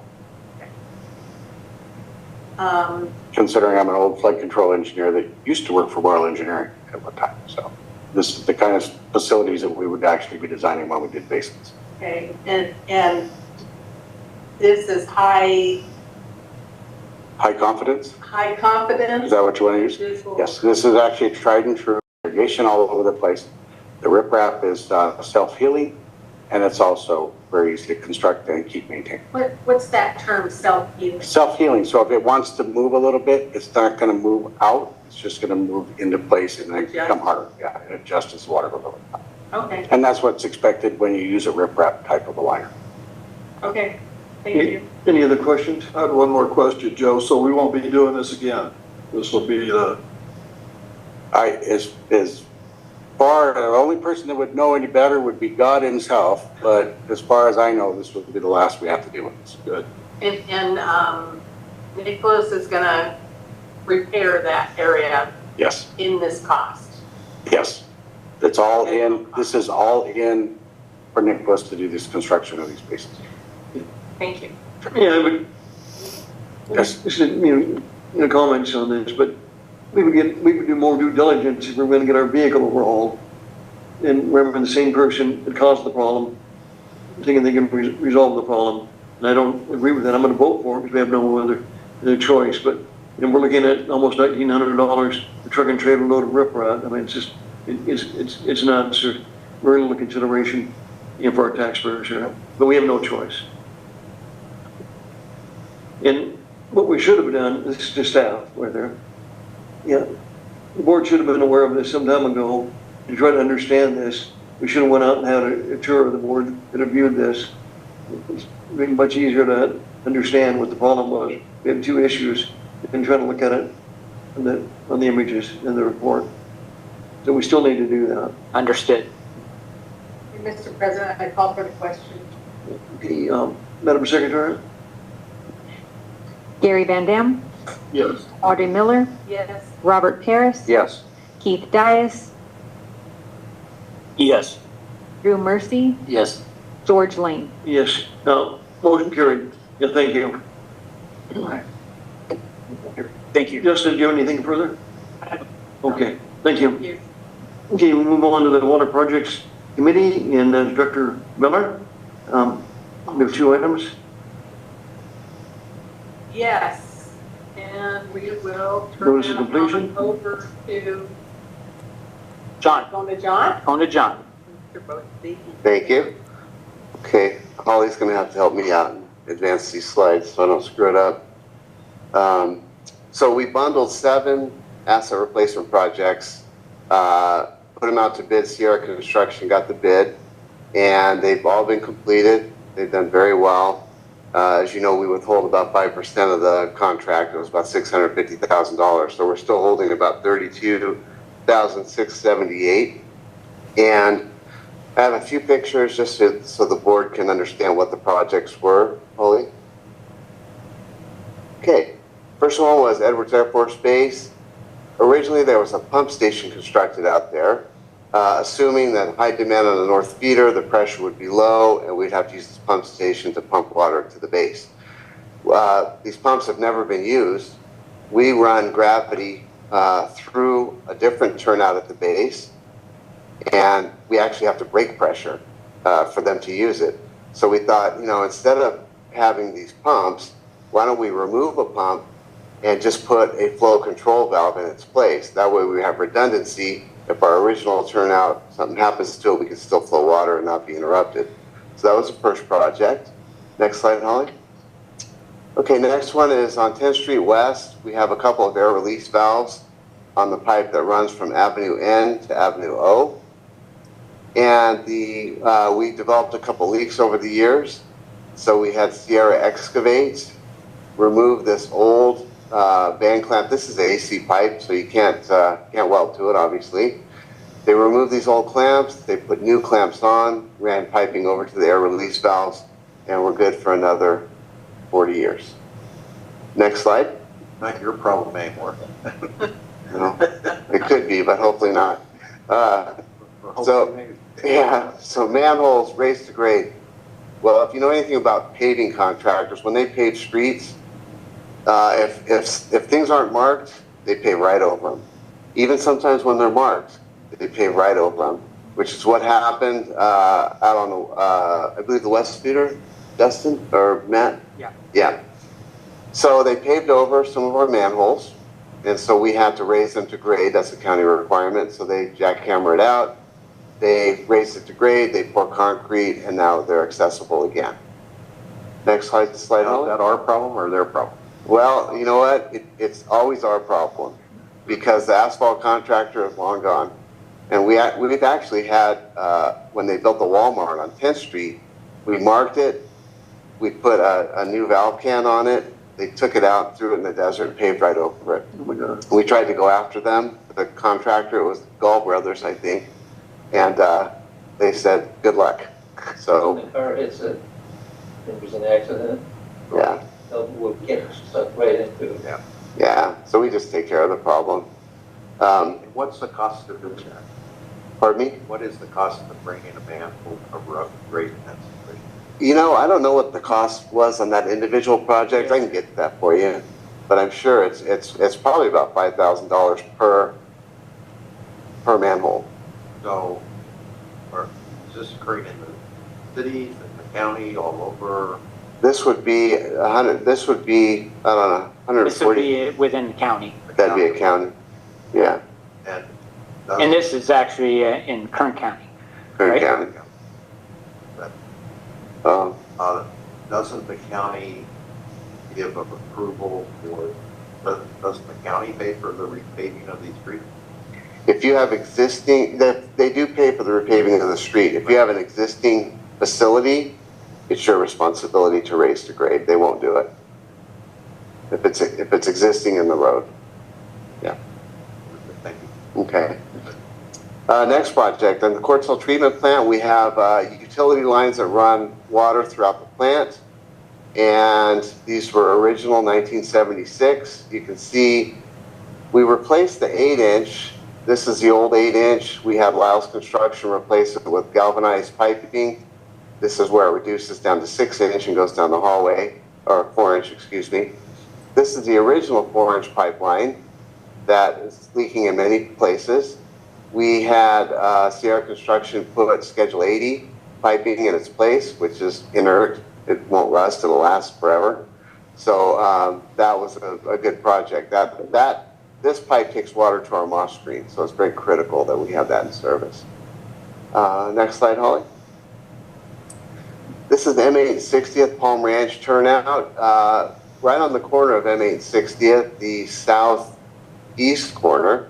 This is an existing turnout. You can see the before picture. And piping was leaking. They really weren't able to use this turnout. And so one of our capital projects was, let's rebuild this turnout, piping into it and piping out of it. So this is the after, all brand new pressure reducing valves, meters, brand new piping entering and exiting the vaults. Now Palm Ranch is able to use that turnout. Next slide, Holly. Okay, Leona Valley. This is at the pump station. When we had a problem at our Leona Valley pump station in the past, we've had to drain the whole feeder from the Leona Valley tank up at the top of Goaty Hill Road all the way back to the pump station. And we thought, that's not just a waste of water, but we can't pump water to Leona Valley while we're doing it. So we had them put this inserter valve, new technology, where they can cut in a valve. This pipe is under 280 pounds of pressure. They can actually live cut this valve in place, and they pour a massive concrete block around it to stabilize it, as you can see. But now, instead of a line stop, which is temporary, we actually have a valve. We need to work on a pump, we just close the valve. Saves a lot of time. Next slide, Holly. 75th Street and Lake Elizabeth Road. This was one of the original Leona Valley turnouts. There's 4 customers here. And we've had nothing but leaks the last couple of years, and the pressure reducing valves have not worked right. And so our capital project was to have Sierra Construction completely rebuild it. Brand new copper piping, brand new control valves, meters. And what we did also is on the outside of this vault, we put a valve for each customer. In the past, when a customer would spring a leak up on their line, we'd have to go out there, we'd have to shut it off, then we'd have to refill their line, which, if you're refilling someone's line, you're liable if you blow it out. So we put ball valves for each customer, so now they're responsible when they have a leak. They can turn it off, they can refill their line. That was part of the project. Let me ask, Matt, are we not getting away from our original serving individual customers? For years we didn't do this. Yeah, we are not allowed. Usually without AVEC's knowledge. Yeah, and that's the same thing here. Are we becoming a public retail supplier, it appears? Well, we're not changing anything. This is just rebuilding old. Well, that is changing. Yeah, we are changing. Before we had to sign something where it was for agriculture purposes, and now we're becoming a retail supplier. No, the agreement for each of these 4 customers hasn't changed. How many agreements do we have? Oh, I can't tell you. We only have one agreement, do we not? Oh, for each one of these 4 customers. Do we have one agreement? For each of the 4 customers. No, we didn't used to do that. It was one person was responsible, and whatever he did with the other people he served, that was really not under AVEC's approval. That was done by the individual person and on his behalf. Yeah. But we have 4 agreements. Is that correct? This is each one of these lines has a separate agreement. These were paid separately to AVEC to install. Customers paid for it, and then Avek took it over. They deeded it to Avek. So this is not one person selling water to 4 different people. These are individual customers that get billed by Avek. Yeah. But I can say we didn't used to do that. That wasn't what Avek's goal was right there, because we were becoming a retail water customer or supplier. Well, so yeah. You said that was, I didn't quite understand what you said, John. You said those were built by individual customers, those 4 turnout? So this is the same, yeah, it's the same as all Avek agreements. Boyle Engineering. Same as all Avek agreements. Well, what I'll say is this: Boyle Engineering designs it. The customer has to pay for construction, and these are 4 separate customers that came to Avek and said we each want to connect. So they connected to it. Boyle designed it. Contractor built it, and now Avek in perpetuity maintains it. But it's not. There's one turnout, or there's 4. It's one turnout, but it's, you know, instead of doing 4 separate boxes, they just did one big concrete turnout with 4 separate customers. When was that done? Oh gosh, that was probably the mid '80s.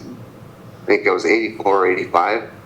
And we do have we have a couple of turnouts in Leona Valley that have 2 customers, Nishino and Copeland, but instead of Boyle designing 2 separate boxes, they just put both customers in one box, but both customers paid for that. And we always look at it as the customer is paying Avek for the water. If it was one customer selling water to 4 different people, then we would only bill one person. We bill each one of these 4 people for water because they have a water service agreement. Yeah, that's how it used to be. So I'm surprised to hear and see that. Just even in the mid '80s, I'm surprised that we would do that. Yeah, well, it's or who did it. I don't know if the board was aware of it. Well, we're gonna blame this on Russ because he's not around to defend himself. So let's do that. But it originally, and it still is, and that we're different customers, and one person is responsible. And if they want to sell it to other people, unbeknownst to Avek, supposedly they do it. Right, that does happen. You're right about that. So, but anyway, we got this fixed. It was a kind of a time bomb waiting to go off, so we did get it fixed. So it's in good shape. So what did that cost us?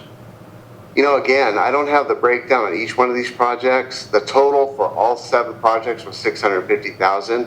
I'm sure this project itself was probably $80,000, maybe close to 100, but I can get individual prices for them for sure. Holly, next slide, please.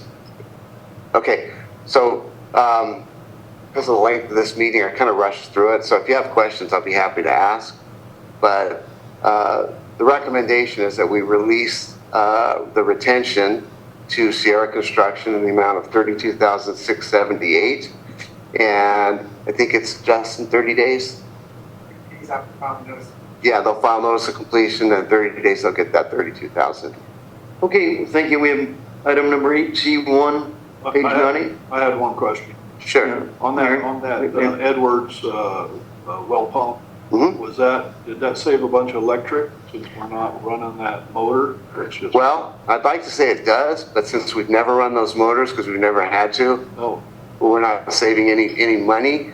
But what we're getting is redundancy, because if that one turnout that we've been using for the last 35 years, something happened to it, now we can use this flow control valve. So otherwise you would run that motor. Otherwise we'd have to pump, which really, I mean, you're what are you doing? You're pumping 100 pounds of pressure and then still having to reduce it.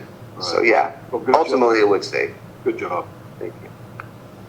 Okay, thank you. 8C1, a motion to release the retention for Sierra Construction. Okay, and Director Miller? And Mr. President, it's Rob, I'll second that motion. Director Paris? If there's no further questions, Madam Secretary? Gary Van Dam, Yes. Audrey Miller, Yes. Robert Paris, Yes. Keith Dias, Yes. Drew Mercy, Yes. George Lane. Yes. Motion carried. Now we'll move on to 8C2, granting an easement. Justin, are you? I am. This one? Yeah, Okay. I am. All right, thank you, and good evening again. So similar to an easement that we granted back in 2019, Golden Field Solar approached us again for a power line easement to run some medium voltage electrical conduit underneath Avek's West feeder pipeline. I've got a figure on the next slide to show the locations of this. But we own the strip of land overlying our pipeline where that's installed. And so because of that, they need to cross to connect their solar infrastructure and require an easement from us. Should the board approve this easement tonight, Golden Field Solar has agreed to compensate the agency $28,989 for 2 easements totaling about 2,100 square feet in total. And that is consistent with the value that was provided for the 2019 similar easement there. That 2019 agreement had a 70-year term, and because we're dealing with the similar folks here, we requested that this easement be expire coincidentally with the other one. So this is a 65-year term on this one, so they'll expire at the same time. And then Jim Markman's whiz kid, I guess, Bruce Galloway, looked at this very closely on the easement language and thinks everything looks good. We inserted a lot of his suggestions into the final language for this agreement. And so it has all the typical indemnification insurance provisions that would be required for the length of the term. And they also reviewed the purchase and sell agreements as well. So everything appears to look like it's on the up and up here. As far as the locations goes, there's a vicinity map shown here. This is the west feeder shown in purple, and this is Gaskell Road here in the vicinity of about 120th Street West, located right here. Does anybody have a problem with this? Does it look okay? The committee recommends doing this. Yeah, I had one question. Take a time, sure. What would happen if we didn't do this? They would probably have to find another pathway for their conduit. And what would that cost? What would that cost them? Oh, I have no idea. I don't know where the nearest kind of public right away. I mean, essentially, our west feeder runs quite a distance along Gaskell, and some of it is in Avek-owned property, and some of that is in public right away. So I imagine they would go to a location where they would cross us in public right away, and we could maybe comment on the crossing, but we wouldn't receive any funds for it. My question is, are we getting paid enough for this easement? Oh yeah. Okay. Yeah. Okay. Yeah, you mentioned if we approve it, it's a lot better to be paid almost $29,000 than just to pay 800 some thousand. Yeah. The other items. Yeah, absolutely. Better to receive, yeah, for sure. Almost got our chiller back. Yeah, right. Yeah, exactly. All right, so sake of time, I guess we'll move forward, but unless anybody has questions, the Water Projects Committee and staff recommends approval of this. If we're okay, there's no further questions. We have a motion? Mr. President, I'll move. Director Mercy, second. We have a motion. We have the second from Gary, Director Van Dam. Okay. There's no further, Mr. question. President, yeah, we want to share right side and left side. Okay. No, we do a lot. They can have their turn. Yeah, okay. Anyways, there's no further questions. Madam Secretary? Gary Van Dam, Yes. Audrey Miller, Yes. Robert Paris, Yes. Keith Dias, Yes. Drew Mercy, Yes. George Lane. Yes. Motion carried. Thank you. Yeah, thank you. Thanks, Justin. Good job. Okay, now we'll move on to item number D, Water Master, groundwater, and that's Director Paris. Mr. President, I'll have Matt lead the discussion on the items. Yeah, Matt? All right, I'll go through this quickly, but in your board packet on page 118 is a staff report, and attached to the staff report is the agenda for tomorrow's Water Master meeting. So this is a chance to give Director Paris, our representative tomorrow, direction for any action items being considered by the Water Master. So the first item, we're going to start at 9 a.m. Tomorrow morning, and the first hour will be dedicated to the interviews of the 2 consulting firms that submitted statement of qualifications to serve as the Water Master Administrator. The two are Provost and Pritchard, and RGS, or Regional Government Services. So Watermaster staff is prepared to coordinate this and kind of help the board with questions to ask and the process of those two interviews. So we'll see how that goes tomorrow. So tune in. So after the interviews tomorrow, there's an item to approve the actual request for proposals that lays out the scope of work for these two consulting firms. And the timeline is we would issue the RFP, or request for proposals, if approved tomorrow, to the consultants. There would be a conference call with staff on August 8th to answer any questions they may have. Their fee proposal will be due mid-August. They will include their detailed scope of work and estimated fee to complete that work. Proposals will be presented to the Watermaster Board in September, and then hopefully some board action in October. So based on that timeline, AVAC staff will be kind of spread out. The individual that they're proposing to serve as the lead actually lives kind of down in San Bernardino County area. And then the other firm, they're kind of spread out as well. I believe the person that they're proposing, she lives in like Apple Valley, Victorville area. And then the board secretary, I believe, is located in Ridgecrest. Okay. So, and how long would that term be good for? So the RFP is going to be written for an initial 2-year term. And that was reviewed by the advisory committee last week, and they committed, or they supported. Now, when we did Walmart, didn't we do a year with them for the transit, or just kind of a review? Yeah, there was a 1-year contract, but then there was a cost or a fee associated with a little bit of transition period, like a 2 or 3 month transition period. Would the Watermaster be on board with that? With the 2-year? Or with, you're saying with the 1 year, so we could just see how they do, and that way we don't get locked in? The way this is being presented and presented to the advisory committee and the board tomorrow is the initial term be 2 years. Just to, you know, somebody's going to be putting a lot of effort into the initial term or initial year to get up to speed. Might be good to have a couple years commitment by the Watermaster to show our commitment to the consultants. Anything to add to that, Pete? Yeah, I'll just add that that was discussed at the advisory level and at the board level with the Watermaster, and the consensus was that 2 years would provide some stability and some ability to transition more smoothly for that. So that's why we had landed at 2 years. My concern is if we did do the 2 years and we had a problem, kind of like we did with Homewood, how do we get ourselves back out of that?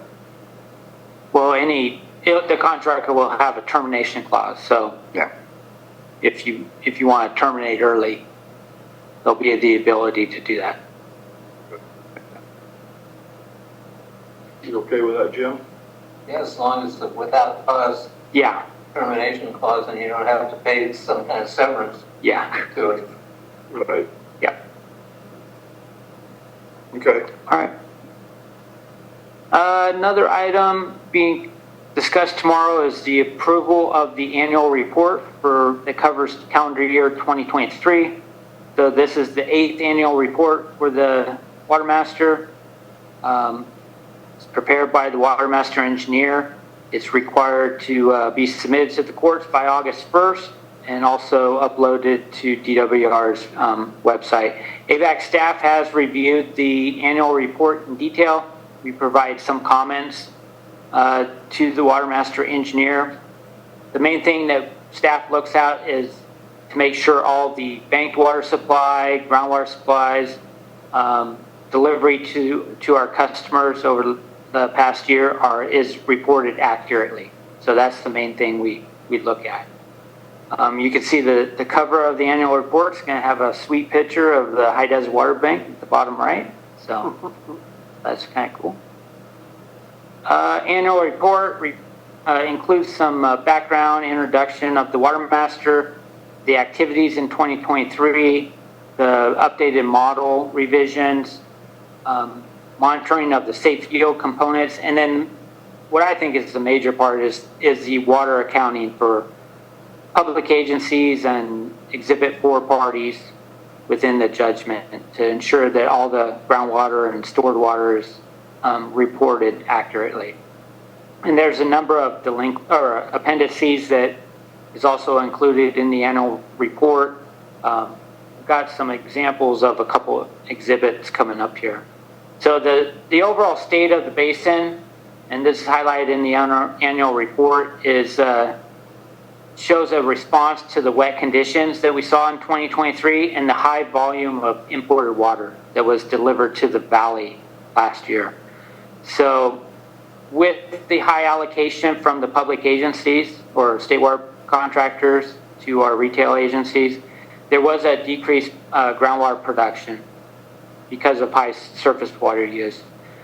There was over 117,000 acre feet of imported water delivered to the basin, either for direct use or recharge. So that's probably the biggest number we've seen in quite some time, maybe ever.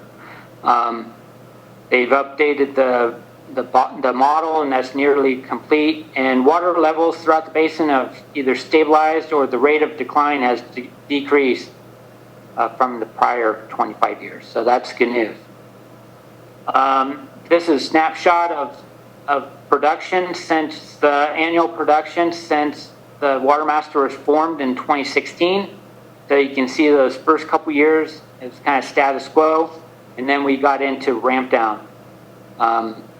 So we're now through ramp down, and there you can see 2023 was significantly down from prior years of groundwater production.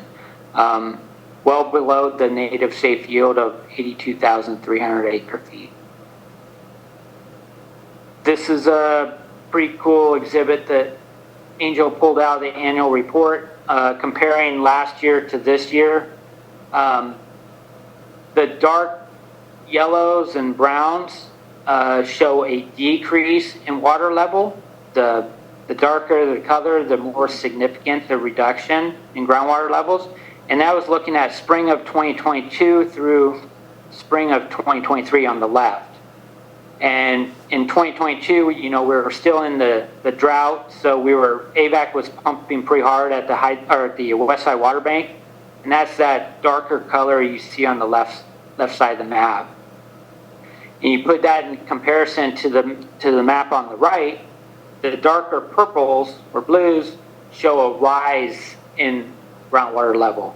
So you can see the impact of all the recharge that occurred in 2023 at the West Side Water Bank, Upper Amargosa, Low Rock Creek, not as much on Big Rock Creek, but probably the biggest increases or rises in groundwater level occurred at the West Side Water Bank and along Little Rock Creek for recharge. And you know, around the West Side Water Bank, we saw levels come up about 80 feet. Yeah, so that's pretty significant, and about 50 feet along Low Rock Creek. What would be standing water out there then? Oh, Anybody know? Or I'm thinking High Desert Water Bank. Yeah, I'm not sure. Yeah. I know east side's 180 where I'm at. Yeah. Where I'm at. Yeah. So you can see on the map on the right, also water that's recharged in Low Rock Creek does benefit the east side water bank a little bit. It kind of hits the portion of that area where we're pumping water at the west side or at the east side water bank. So pretty cool map. The annual report's due on August 1st. This is a little timeline of the next steps to meet that target of the set by the court. And then there's an item tomorrow to approve the metering application. This was deferred from the last Water Master meeting because the suggestion by Director Paris was for Todd Groundwater to go back and do some cost benefit analysis of developing this app versus time saved and not only this year and future years. So they did that work, they presented it, their cost benefit analysis to the advisory committee, and the advisory committee kind of changed their position on supporting the app. They're now all 11 members were supportive of the app. So sounds like you have direction tomorrow, Director Paris. And then we have a few applications, one small pumper, single family home, looking for a half an acre foot per year of new production. Advisory committee recommends approval of that. We have two transfers, one that would be for 32 acre feet of permanent groundwater production from the 50th district, which is the fairgrounds, to the city of Lancaster. There were some questions by the advisory committee on this transfer, and legal counsel got involved, and legal counsel has the opinion, the recommendation that prior to approving this transfer, there needs to be some coordinated approvals with the other state agencies. So we'll see how that discussion goes tomorrow. Also, one-time transfer from Steve Godey, Avek employee, little side note there, 100 acre feet to Robertson Ready Mix. Was that carryover water? Yeah, that's a one-time carryover. Okay. Yeah. And the last one is a new point of extraction for the city of Lancaster to pump some water at their national soccer field on the east side. So, any questions on those? Yeah, is that going to come out, where's that water coming out of the central basin? That would be in the central basin. D4B? Yeah. Thank you. And that's all I have on the water master. Yeah, Unless you have any- I don't know if there's anything specific, and the board wants to instruct. Rob, I think you're okay, or you're not, Rob? I am. So as long as there's. Rob, Yeah, it sounds like we have consensus on direction. So we, you know. Very good report, Matt. Thank you. Yeah, Thank good you. report, but Thank you. we don't need a board order on this, I don't believe. Thank you, Angel, for setting me up. Yep, good job. Okay, that brings us down to, it seems like we've just heard from you, Matt. General Manager's report. Yeah, so you got tired of my weird voice, so I'm going to turn it over to Peter. Give an update. All right, thank you, Matt. Good evening, President Lane and directors. Matt and I discussed, we bring up a couple of things that might be of interest for State Water Project. We did have a quick meeting with DWR yesterday to go over some updates that are occurring in the Delta. So you may have heard there was a fire near Oroville. It's called the Thompson Fire. Oddly enough, I had nothing to do with it. It was directly around DWR facilities near Oroville. But fortunately, there was only a couple of days of downtime, and my understanding is there's relatively minor impacts to the facilities. We'll get more details in upcoming reports, but overall good recovery from the fire. We are experiencing, so the steelhead are gone in the Delta, but we are experiencing much higher salinity.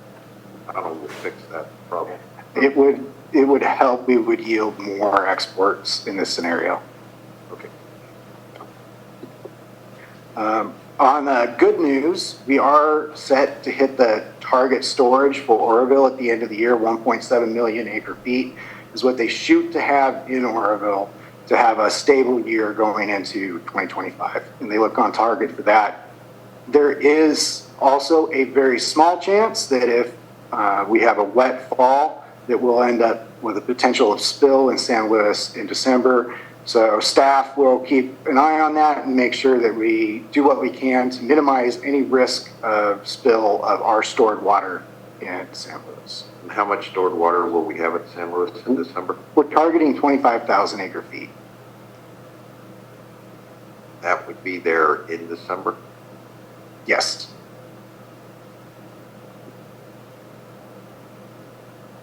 And why that much? It's based on past years. So when Avek had to ride through the 2021, 2022 drought, having 20,000 to 25,000 acre feet of storage in San Luis provides a very stable supply for a drought year. So right now that's our target, so that we know that we'll have enough to handle another 5% year if that's what we had going into next year. But Pete, maybe explain that not all 25,000 would spill. Thank you. Yes. Yeah. So that's a good point. So not necessarily all 25,000 would spill. We might, the way it's projecting right now, it would be somewhere around 8,000 acre feet would be in jeopardy if we have a wet fall. So we would just work on trying to mitigate that risk as we move closer. Yeah, our plan is to leave banking capacity in our west feeder and keep an eye on this situation closely in the coming months. And if it looking like chances of spill are increasing, then we would increase our banking.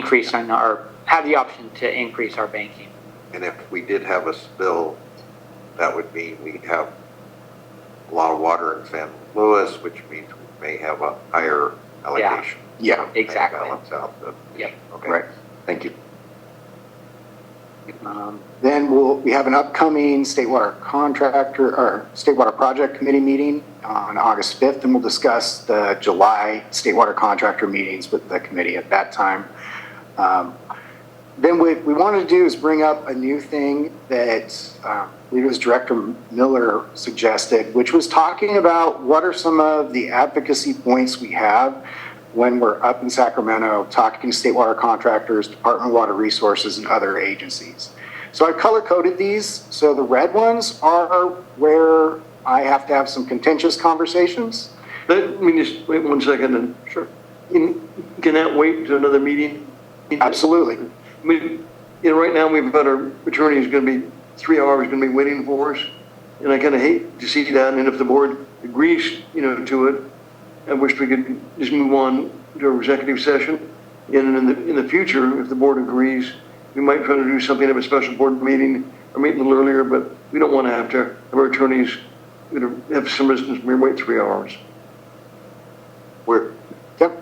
Just a question, Mr. President. We don't have any of our outside attorneys waiting, right? We don't. No, I think Director Lane is referring to Jim and Tilden. But they're on their contract, so it's not costing us anything.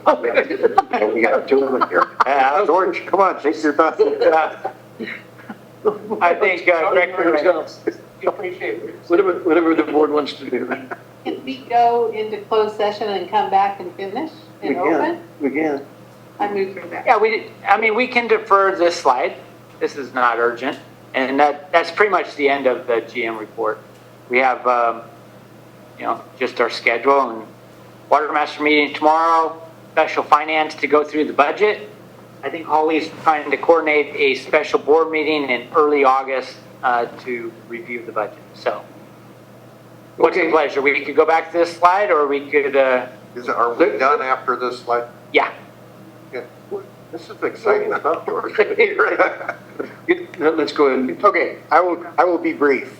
So, color-coded red is contentious conversations, blue is neutral, green is we're in alignment with all the other state water contractors. So the contentious conversation I'm having currently is a lot of contractors want banking options. And so they've told DWR to be creative, look outside the box. So eyes have started falling on the Antelope Valley as a place to bank. And so I have stepped into that space and said, Avek's service area encompasses the Antelope Valley, and any banking project should go through Avek first. So don't get too creative. Like, Avek is busy with their own projects. Don't try to assert yourself there. So having that contentious conversation a little bit. Also, there's some changes to due structure and permitting costs, and I'm advocating for a rate that would be beneficial to Avek. On the neutral side, Director Dias had asked for some assurance from DWR, written assurance that we would get reimbursed for our pre-construction costs for Delta Conveyance Project. And I've engaged with DWR on that, and they've told me that they will give us that written confirmation. Explain that again a little bit more. Sure. So Avek has contributed to the environmental costs for Delta Conveyance Project.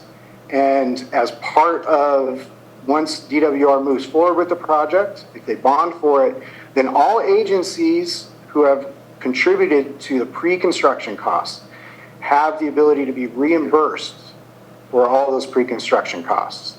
And so that's really important for Avek, especially if we were to consider contributing to the planning phase, to know that we could get that money back if we chose not to participate in the project.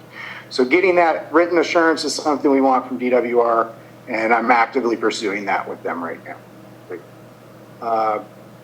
Otherwise, it's everybody's in alignment, pushing DWR to push back on some of the regulations where they have the option to do that. And that can yield water savings for us. Also, we're asking them to push for equity in our partnerships with the CVP. Oftentimes we front the cost for projects. We don't want that to continue. And we also want DWR to really take a look at the affordability of the state water project in a lot of different ways, and work with state water contractors to control or bring down those costs. So those are things that we're aligned on. Those are the advocacy points that we're bringing up that I brought up in June and Sacramento.